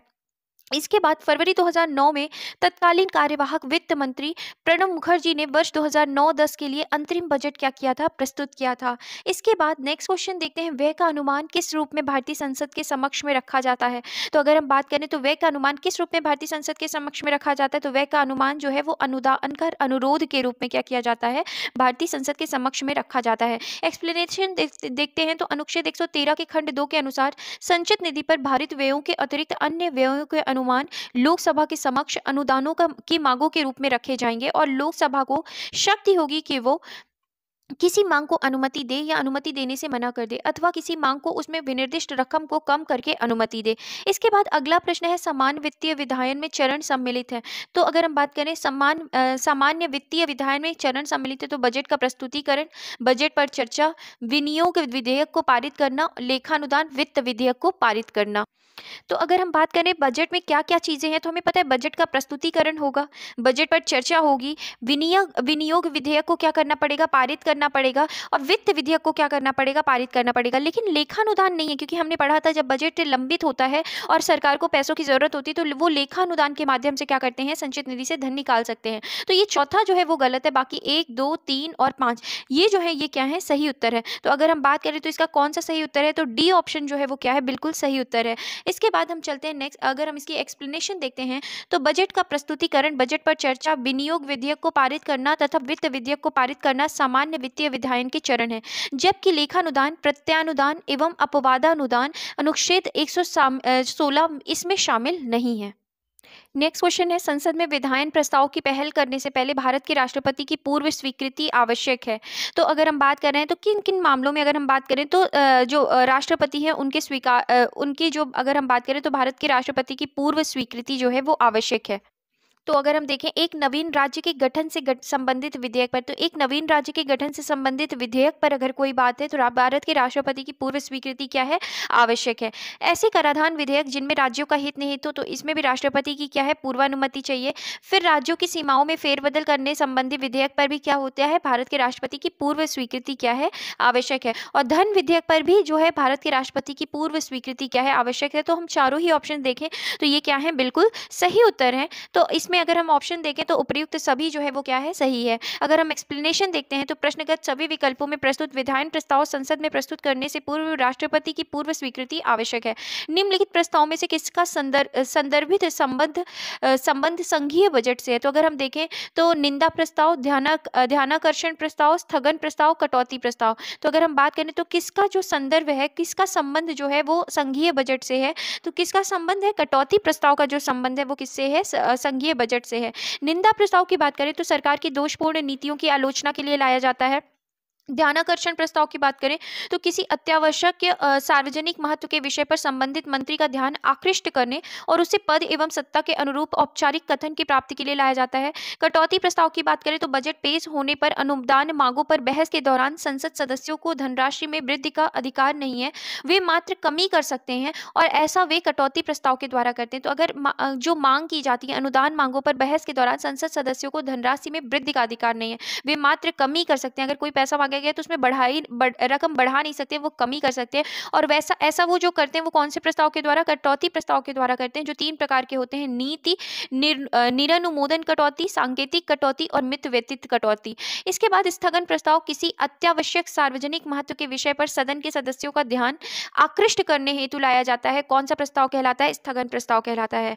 नेक्स्ट अगर हम बात करते हैं तो कटौती प्रस्ताव का क्या उद्देश्य होता है, तो बजट प्रस्ताव के खर्च में कमी का प्रस्ताव प्रस्तुत करने को क्या कहा जाता है, कटौती प्रस्ताव कहा जाता है। हमने एक्सप्लेनेशन देखी है, लेकिन यहाँ पे दिया हुआ है कि बजट की अनुदान मांगों में संशोधन हेतु लोकसभा या राज्यसभा की विधानसभा में प्रस्तुत किए जाने वाले प्रस्ताव कटौती प्रस्ताव क्या कहलाता है, कटौती प्रस्ताव कहलाता है। इसके तहत सरकार द्वारा प्रस्तुत अनुदान मांगों को अनुचित बताते हुए उसमें कमी का प्रस्ताव लाया जाता है। नेक्स्ट क्वेश्चन है, निम्नलिखित में से कौन सा सुमेलित नहीं है, तो नीति निरनुमोदन, बजट की मांग को घटाकर 1 रुपया कर दिया जाना। मित व्ययिता प्रस्ताव, बजट की मांग में से एक निर्दिष्ट राशि घटा दी जाए। और सांकेतिक प्रस्ताव, बजट की मांग में से 100 रुपए कम कर दिए जाएं। तो इसमें से हमको बताना है कि कौन सा सही नहीं है। और डी ऑप्शन देखें तो लेखानुदान, बजट मांगों को पूर्ण रूप से वित्तीय वर्ष के लिए पारित कर दिया। तो अगर हम देखें तो ये डी ऑप्शन जो है ये सही नहीं है, क्योंकि लेखानुदान का मतलब हमने पहले ही समझ लिया है। अगर बजट प्रस्तुतिकरण में क्या हो रहा है, समय लग रहा है, तो लेखानुदान के द्वारा क्या किया जाता है, सरकार संचित निधि से धन निकाल सकती है। तो अगर हम इस तरीके से एक्सप्लेनेशन देखें तो बजट प्रस्तुतिकरण और बजट मांगों के सदन से पारित होने के मध्य के समय में प्रशासनिक व्यय को पूरा करने हेतु लेखानुदान की मांग की जाती है। अन्य शब्दों में यह बजट पारित होने से पहले के प्रशासनिक व्यय हेतु आवश्यकता की पूर्ति हेतु एक अग्रिम अग्रिम मांग है। प्रश्नगत शेष विकल्प जो है वो सही सुमेलित है। नेक्स्ट क्वेश्चन है, ध्यानाकर्षण सूचना के प्रावधान से निम्नलिखित में से किसके क्षेत्र को सीमित किया गया है? तो किसके क्षेत्र को क्या सीमित कर दिया गया है? तो स्थगन प्रस्ताव के क्षेत्र को क्या किया गया है? सीमित किया गया है। एक्सप्लेनेशन देखें तो ध्यानाकर्षण की संकल्पना जो है वो भारत की देन है। यह आधुनिक संसदीय प्रक्रिया की एक नवीन संकल्पना है और इसमें प्रश्न तथा अनुपूरक प्रश्न पूछे जाते हैं।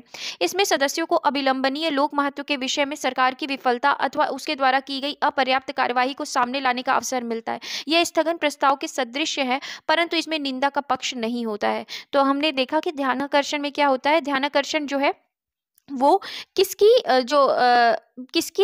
क्षेत्र को सीमित किया है? तो स्थगन प्रस्ताव के क्षेत्र को क्या किया है? सीमित किया है। नेक्स्ट क्वेश्चन है, भारत की संसद किसके द्वारा मंत्रिपरिषद के कृत्यों के ऊपर नियंत्रण रखती है? तो भारत की संसद किसके द्वारा मंत्रिपरिषद के कृत्यों पर नियंत्रण रखती है? तो स्थगन प्रस्ताव के द्वारा, और इसके बाद प्रश्नकाल के द्वारा और अनुपूरक प्रश्न के द्वारा। तो इस तरीके से इसका उत्तर जो होगा वो क्या होगा? डी ऑप्शन होगा। एक्सप्लेनेशन अगर हम देखें तो भारत की संसद स्थगन प्रस्ताव, प्रश्नकाल और अनुपूरक प्रश्न के द्वारा मंत्रिपरिषद के कृत्यों पर नियंत्रण रखती है, जिसे इस प्रकार समझा जा सकता है। स्थगन प्रस्ताव का उद्देश्य यह होता है कि वर्तमान अर्थात तात्कालिक संसदीय प्रक्रिया को रोककर अविलंबी लोक महत्व के मुद्दे पर चर्चा की जाए। प्रश्नगत काल का मतलब होता है लोकसभा की बैठक का पहला घंटा और राज्यसभा में दूसरा घंटा प्रश्नकाल कहलाता है। दोनों सदनों में प्रश्नकाल के दौरान 1 घंटे तक प्रश्न किए जाते हैं और उनके उत्तर दिए जाते हैं। इसके बाद अनुपूरक प्रश्न की बात करें तो संसद के प्रत्येक सदन में प्रश्न सामान्यतः मंत्रियों से पूछे जाते हैं और वे प्रश्न 3 श्रेणियों के होते हैं: तारांकित, अतारांकित और अल्प सूचना प्रश्न। तारांकित प्रश्नों का उत्तर सदन में मौखिक रूप से दिया जाता है तथा उत्तर के संतोषजनक न होने पर मुख्य प्रश्न से संबंधित अनुपूरक प्रश्न क्या किए जा सकते हैं? पूछे जा सकते हैं। इसके बाद अगला अगर हम प्रश्न देखें, तारांकित प्रश्नों के विषय में सही क्या है? उत्तर मौखिक दिए जाते हैं, उत्तर लिखित दिए जाते हैं, पूरक प्रश्न पूछे जा सकते हैं, पूरक प्रश्न नहीं पूछे जा सकते, उत्तर पर बहस की जा सकती है, उत्तर पर स्पीकर का नियंत्रण होता है। तो अगर हम तारांकित प्रश्नों की बात करें तो उत्तर मौखिक रूप से दिए जाते हैं, पूरक प्रश्न पूछे जा सकते हैं और उत्तर पर बहस की जा सकती है। तो इस तरीके से हम बात करें तो फर्स्ट, थर्ड और फिफ्थ ऑप्शन जो है वो क्या है? करेक्ट है।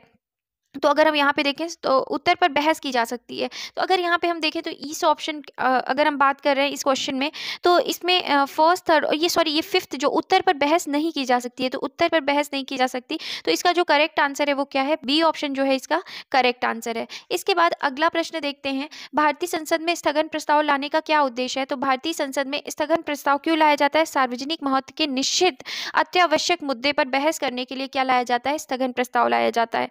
इसके बाद बात करते हैं नेक्स्ट क्वेश्चन। अगर हम बात करें तो नेक्स्ट क्वेश्चन है, लोकसभा की प्रक्रिया और कार्य संचालन नियम के अंतर्गत नियम 377 के अधीन लोकसभा के सदस्यों द्वारा एक दिन में अधिकतम कितने मामले उठाए जा सकते हैं? तो अगर हम बात करें तो लोकसभा की प्रक्रिया और कार्य संचालन नियम के अंतर्गत नियम 377 के अधीन लोकसभा के सदस्यों द्वारा एक दिन में अधिकतम 30 मामले क्या किए जा सकते हैं? उठाए जा सकते हैं।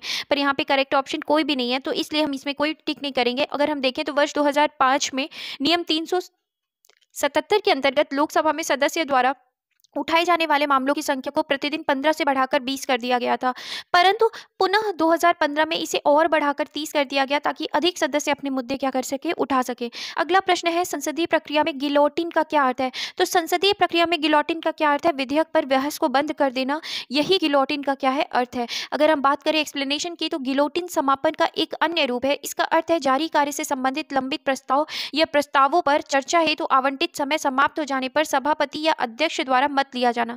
समापन के विपरीत प्रयोग किए जाने वाले गिलोटिन से पूर्व कोई प्रस्ताव उपस्थित नहीं किया जाता। सभापति या अध्यक्ष बिना किसी और चर्चा के प्रस्ताव पर तत्काल मत ले लेता है। इसके बाद अगला प्रश्न है, भारतीय राजनीति के संदर्भ में निम्नलिखित में से कौन सा कथन सही है? तो अगर हम बात करें भारतीय राजनीति के संदर्भ में अगर हम देखें तो ऑप्शंस जो हैं वो है योजना आयोग की जवाबदेही संसद के प्रति होना। इसके बाद इसमें पूछा गया कथन कौन सा सही है? राष्ट्रपति संसद के किसी एक सदन के सत्राधीन न होने पर ही अध्यादेश जारी कर सकता है। सी ऑप्शन है उच्चतम न्यायालय के न्यायाधीश के रूप में नियुक्त होने की न्यूनतम आयु 40 वर्ष है। और डी ऑप्शन जो है वो राष्ट्रीय विकास परिषद केंद्रीय वित्त मंत्री और सभी राज्यों के मुख्यमंत्री से ही गठित होती है। तो अगर हम यहाँ देखें तो ये पहली चीज़, अगर पहला ऑप्शन देखें योजना आयोग की जो जवाबदेही है वो जवाबदेही संसद के प्रति ये गलत है। हमें पता है वो एक्स्ट्रा जो योजना आयोग जो है वो क्या है, ये इस संसद के प्रति कोई जवाबदेही नहीं है। योजना आयोग को क्या किया जा सकता है, जब भी चाहे तो खत्म भी कर सकते हैं, क्योंकि ये संविधान में कोई भी इसका जो है वो प्रावधान नहीं दिया गया। इसके बाद राष्ट्रपति संसद के किसी एक सदन के सत्राधीन न होने पर ही अध्यादेश जारी कर सकता है। तो सेकेंड ऑप्शन जो है वो क्या है, बिल्कुल सही है। उच्चतम न्यायालय के न्यायाधीश के रूप में नियुक्त होने की न्यूनतम आयु, तो अगर हम जानते हैं कि उच्चतम न्यायालय के न्यायाधीश के नियुक्त होने की न्यूनतम आयु जैसा प्रावधान संविधान में नहीं दिया गया है। इसके बाद राष्ट्रीय विकास परिषद जो है वो केंद्रीय वित्त मंत्री और सभी राज्यों के मुख्यमंत्री से गठित होती है। तो हमें पता है कि राष्ट्रीय विकास परिषद में केंद्रीय वित्त मंत्री नहीं होते। तो इस तरीके से हमने सभी ऑप्शन देख लिए हैं, जिसमें ऑप्शन बी जो है वो क्या है, करेक्ट आंसर है। एक्सप्लेनेशन देखते हैं कि भारतीय संविधान के अनुच्छेद 123 के अंतर्गत राष्ट्रपति अध्यादेश जारी कर सकते हैं, किंतु राष्ट्रपति ऐसा तभी कर सकते हैं जब संसद का कोई एक सदन या दोनों सदन सत्राधीन न हो। राष्ट्रीय विकास परिषद में प्रधानमंत्री, सभी केंद्रीय कैबिनेट मंत्री, सभी राज्यों के मुख्यमंत्री, सभी केंद्र शासित प्रदेशों के मुख्यमंत्री, योजना नीति आयोग के सदस्य और सचिव क्या होते हैं, शामिल होते हैं। तो हमने पढ़ा कि राष्ट्रीय विकास परिषद में कौन कौन शामिल होते हैं, तो प्रधानमंत्री, सभी केंद्रीय कैबिनेट मंत्री, सभी राज्यों के मुख्यमंत्री, सभी केंद्र शासित प्रदेशों के मुख्यमंत्री, योजना नीति आयोग के सदस्य और क्या होते हैं, सचिव शामिल होते हैं। तो इस तरीके से हमने इसका क्या पढ़ा, एक्सप्लेनेशन पढ़ा। अगला प्रश्न अगर हम देखें तो निम्नलिखित कथनों पर हमें परीक्षण करना है और नीचे दिए गए कूटों का सही होता है। संपत्ति का अधिकार अब मूलभूत अधिकार नहीं है, बिल्कुल सही है। संपत्ति का अधिकार अब हमारा मूलभूत अधिकार नहीं। राज्यसभा एक वित्तीय बिल को रोक सकती है। तो अगर हम बात करते हैं तो वित्तीय बिल को राज्यसभा एक वित्तीय बिल को रोक सकती है, बिल्कुल सही है। अगर हम बात करते हैं धन विधेयक को, तो धन विधेयक को नहीं रोक सकती थी, 14 दिनों तक रोक सकती थी। उसके बाद चाहे वो ये माना जाता था कि राज्यसभा के बाद क्या, राज्यसभा से क्या कर दिया गया है, पारित कर दिया गया है। तो वित्तीय बिल को क्या कर सकती है, रोक सकती है, ठीक है। इसके बाद तीसरा ऑप्शन है, तो ये अगर हम सेकंड ऑप्शन देखें तो ये सेकंड ऑप्शन भी बिल्कुल सही है। अब तीसरे ऑप्शन पे चलते हैं। भारतीय संविधान की प्रस्तावना में 42वें संविधान संशोधन द्वारा धर्मनिरपेक्ष तथा लोकतांत्रिक शब्द बढ़ाया गया है। तो अगर हम बात करते हैं 42वें संविधान संशोधन द्वारा 3 शब्द बढ़ाए गए थे, वो कौन कौन से शब्द थे, तो अगर हम थर्ड ऑप्शन देख रहे हैं तो थर्ड ऑप्शन क्या है, गलत है। इसके बाद संसद के दोनों सदनों में कोई विवाद लोकसभा अध्यक्ष की व्यवस्था द्वारा सुलझाया जा सकता है, तो ये भी क्या है, गलत है। तो अगर हम देखें तो इसमें 2 ही उत्तर जो हैं वो सही हैं, 1 और 2। इसके बाद हम एक्सप्लेनेशन देखते हैं कि यदि कोई वित्त विधेयक धन विधेयक नहीं है तो राज्यसभा इसे साधारण विधेयक की भांति रोक सकती है, तथापि यदि कोई वित्त विधेयक धन विधेयक है तो राज्यसभा इसे मात्र 14 दिनों तक रोक सकती है, अतः राज्यसभा वित्त विधेयक को रोक सकती है। 42वें संविधान संशोधन 1976 द्वारा प्रस्तावना में प्रभुत्व संपन्न लोकतंत्रात्मक गणराज्य के स्थान पर प्रभुत्व संपन्न समाजवादी पंथ निरपेक्ष लोकतंत्रात्मक गणराज्य तथा राष्ट्र की एकता के स्थान पर राष्ट्र की एकता और अखंडता क्या किए गए हैं, स्थापित किए गए। अतः कथन 3 जो है वो भी क्या है, गलत है। संसद के दोनों सदनों में किसी असहमति की स्थिति में संयुक्त बैठक का प्रावधान है, तथापि ऐसे किसी विवाद को लोकसभा अध्यक्ष की व्यवस्था से सुलझाने का कोई प्रावधान नहीं है। तो अगर संसद के दोनों सदनों में किसी असहमति की स्थिति में कौन सी बैठक, संयुक्त बैठक का प्रावधान है, ना कि इसे लोकसभा अध्यक्ष के द्वारा सुलझाने का कोई प्रावधान है। इसके बाद 44वें संविधान संशोधन अधिनियम 1978 द्वारा संपत्ति के अधिकार को मौलिक अधिकार से हटाकर एक विधिक अधिकार अनुच्छेद 300 क के तहत बना दिया गया है। इस प्रकार अभीष्ट उत्तर जो होगा, विकल्प क्या होगा, ए होगा। इसके बाद अगला प्रश्न है भारतीय संसद का सचिवालय। तो अगर हम बात करें तो ये सरकार से क्या होता है, तो भारतीय संसद का जो सचिवालय है वो सरकार से स्वतंत्र होता है। अगर हम बात करें प्रश्न की, तो स्वतंत्रता से पूर्व भारतीय विधानमंडल के लिए सरकार से स्वतंत्र एवं असंबद्ध पृथक सचिवालय का विचार जनवरी 1926 में प्रभावी रूप से सामने आया। स्वतंत्रता के बाद भी इस विचार को अपना लिया गया। संविधान के अनुच्छेद 98 के तहत भारतीय संसद के प्रत्येक सदन के लिए एक पृथक सचिवालय की व्यवस्था की गई है, जो कि सरकार से स्वतंत्र होते हैं। नेक्स्ट क्वेश्चन है, भारतीय संसद की संप्रभुता प्रतिबंधित है। तो न्यायिक समीक्षा से, भारत के राष्ट्रपति की शक्तियों से, तो हमें बताना है कि भारतीय संसद की जो संप्रभुता है वो प्रतिबंधित है। तो अगर हम देखें और क्या है, तो देखते हैं ऑप्शन, विपक्षी दल के नेता से, भारत के प्रधानमंत्री की शक्तियों से।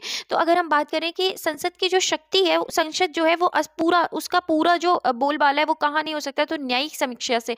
भारतीय संसद की संप्रभुता जो है वो प्रतिबंधित है, तो कहाँ से प्रतिबंधित है, न्यायिक समीक्षा से प्रतिबंधित है। एक्सप्लेनेशन देखें तो भारतीय संविधान के तहत संसद सर्वोच्च विधि निर्मात्री संस्था है, परंतु उसके द्वारा निर्मित विधि संविधान के मौलिक ढांचे का अतिक्रमण न करे, इस हेतु सर्वोच्च न्यायालय उसकी न्यायिक समीक्षा कर सकता है। भारतीय संसद का स्वर्ण जयंती समारोह कब मनाया गया, तो भारतीय संसद का जो स्वर्ण जयंती समारोह था वो 13 अगर हम बात करते हैं 13 मई 2002 को मनाया गया। तो इस तरीके से अगर हम देखें तो 13 मई 2002 को भारतीय संसद की औपचारिक स्थापना के 50 वर्ष पूर्ण होने के उपलक्ष्य में भारतीय संसद का स्वर्ण जयंती समारोह मनाया गया था। अगला प्रश्न है, वह कौन राष्ट्रवादी नेता था जो 1925 में केंद्रीय विधानसभा का अध्यक्ष चुना गया। तो कौन था जो 1925 में केंद्रीय विधानसभा का अध्यक्ष या स्पीकर चुना गया, तो विट्ठल भाई पटेल थे। एक्सप्लेनेशन देखें तो केंद्रीय विधानसभा का प्रथम अध्यक्ष 1925 में राष्ट्रवादी नेता विट्ठल भाई पटेल को चुना गया था। उनका कार्यकाल अगस्त 1925 से अप्रैल 1930 तक रहा। तो इस तरीके से ये सारे प्रश्न जो भी थे हमने इनको कंप्लीट किया। आई होप आपको ये सेशन अच्छा लगा हो। अगर आपको ये पसंद आए तो प्लीज़ लाइक करें, शेयर करें और सब्सक्राइब करें। Thank you.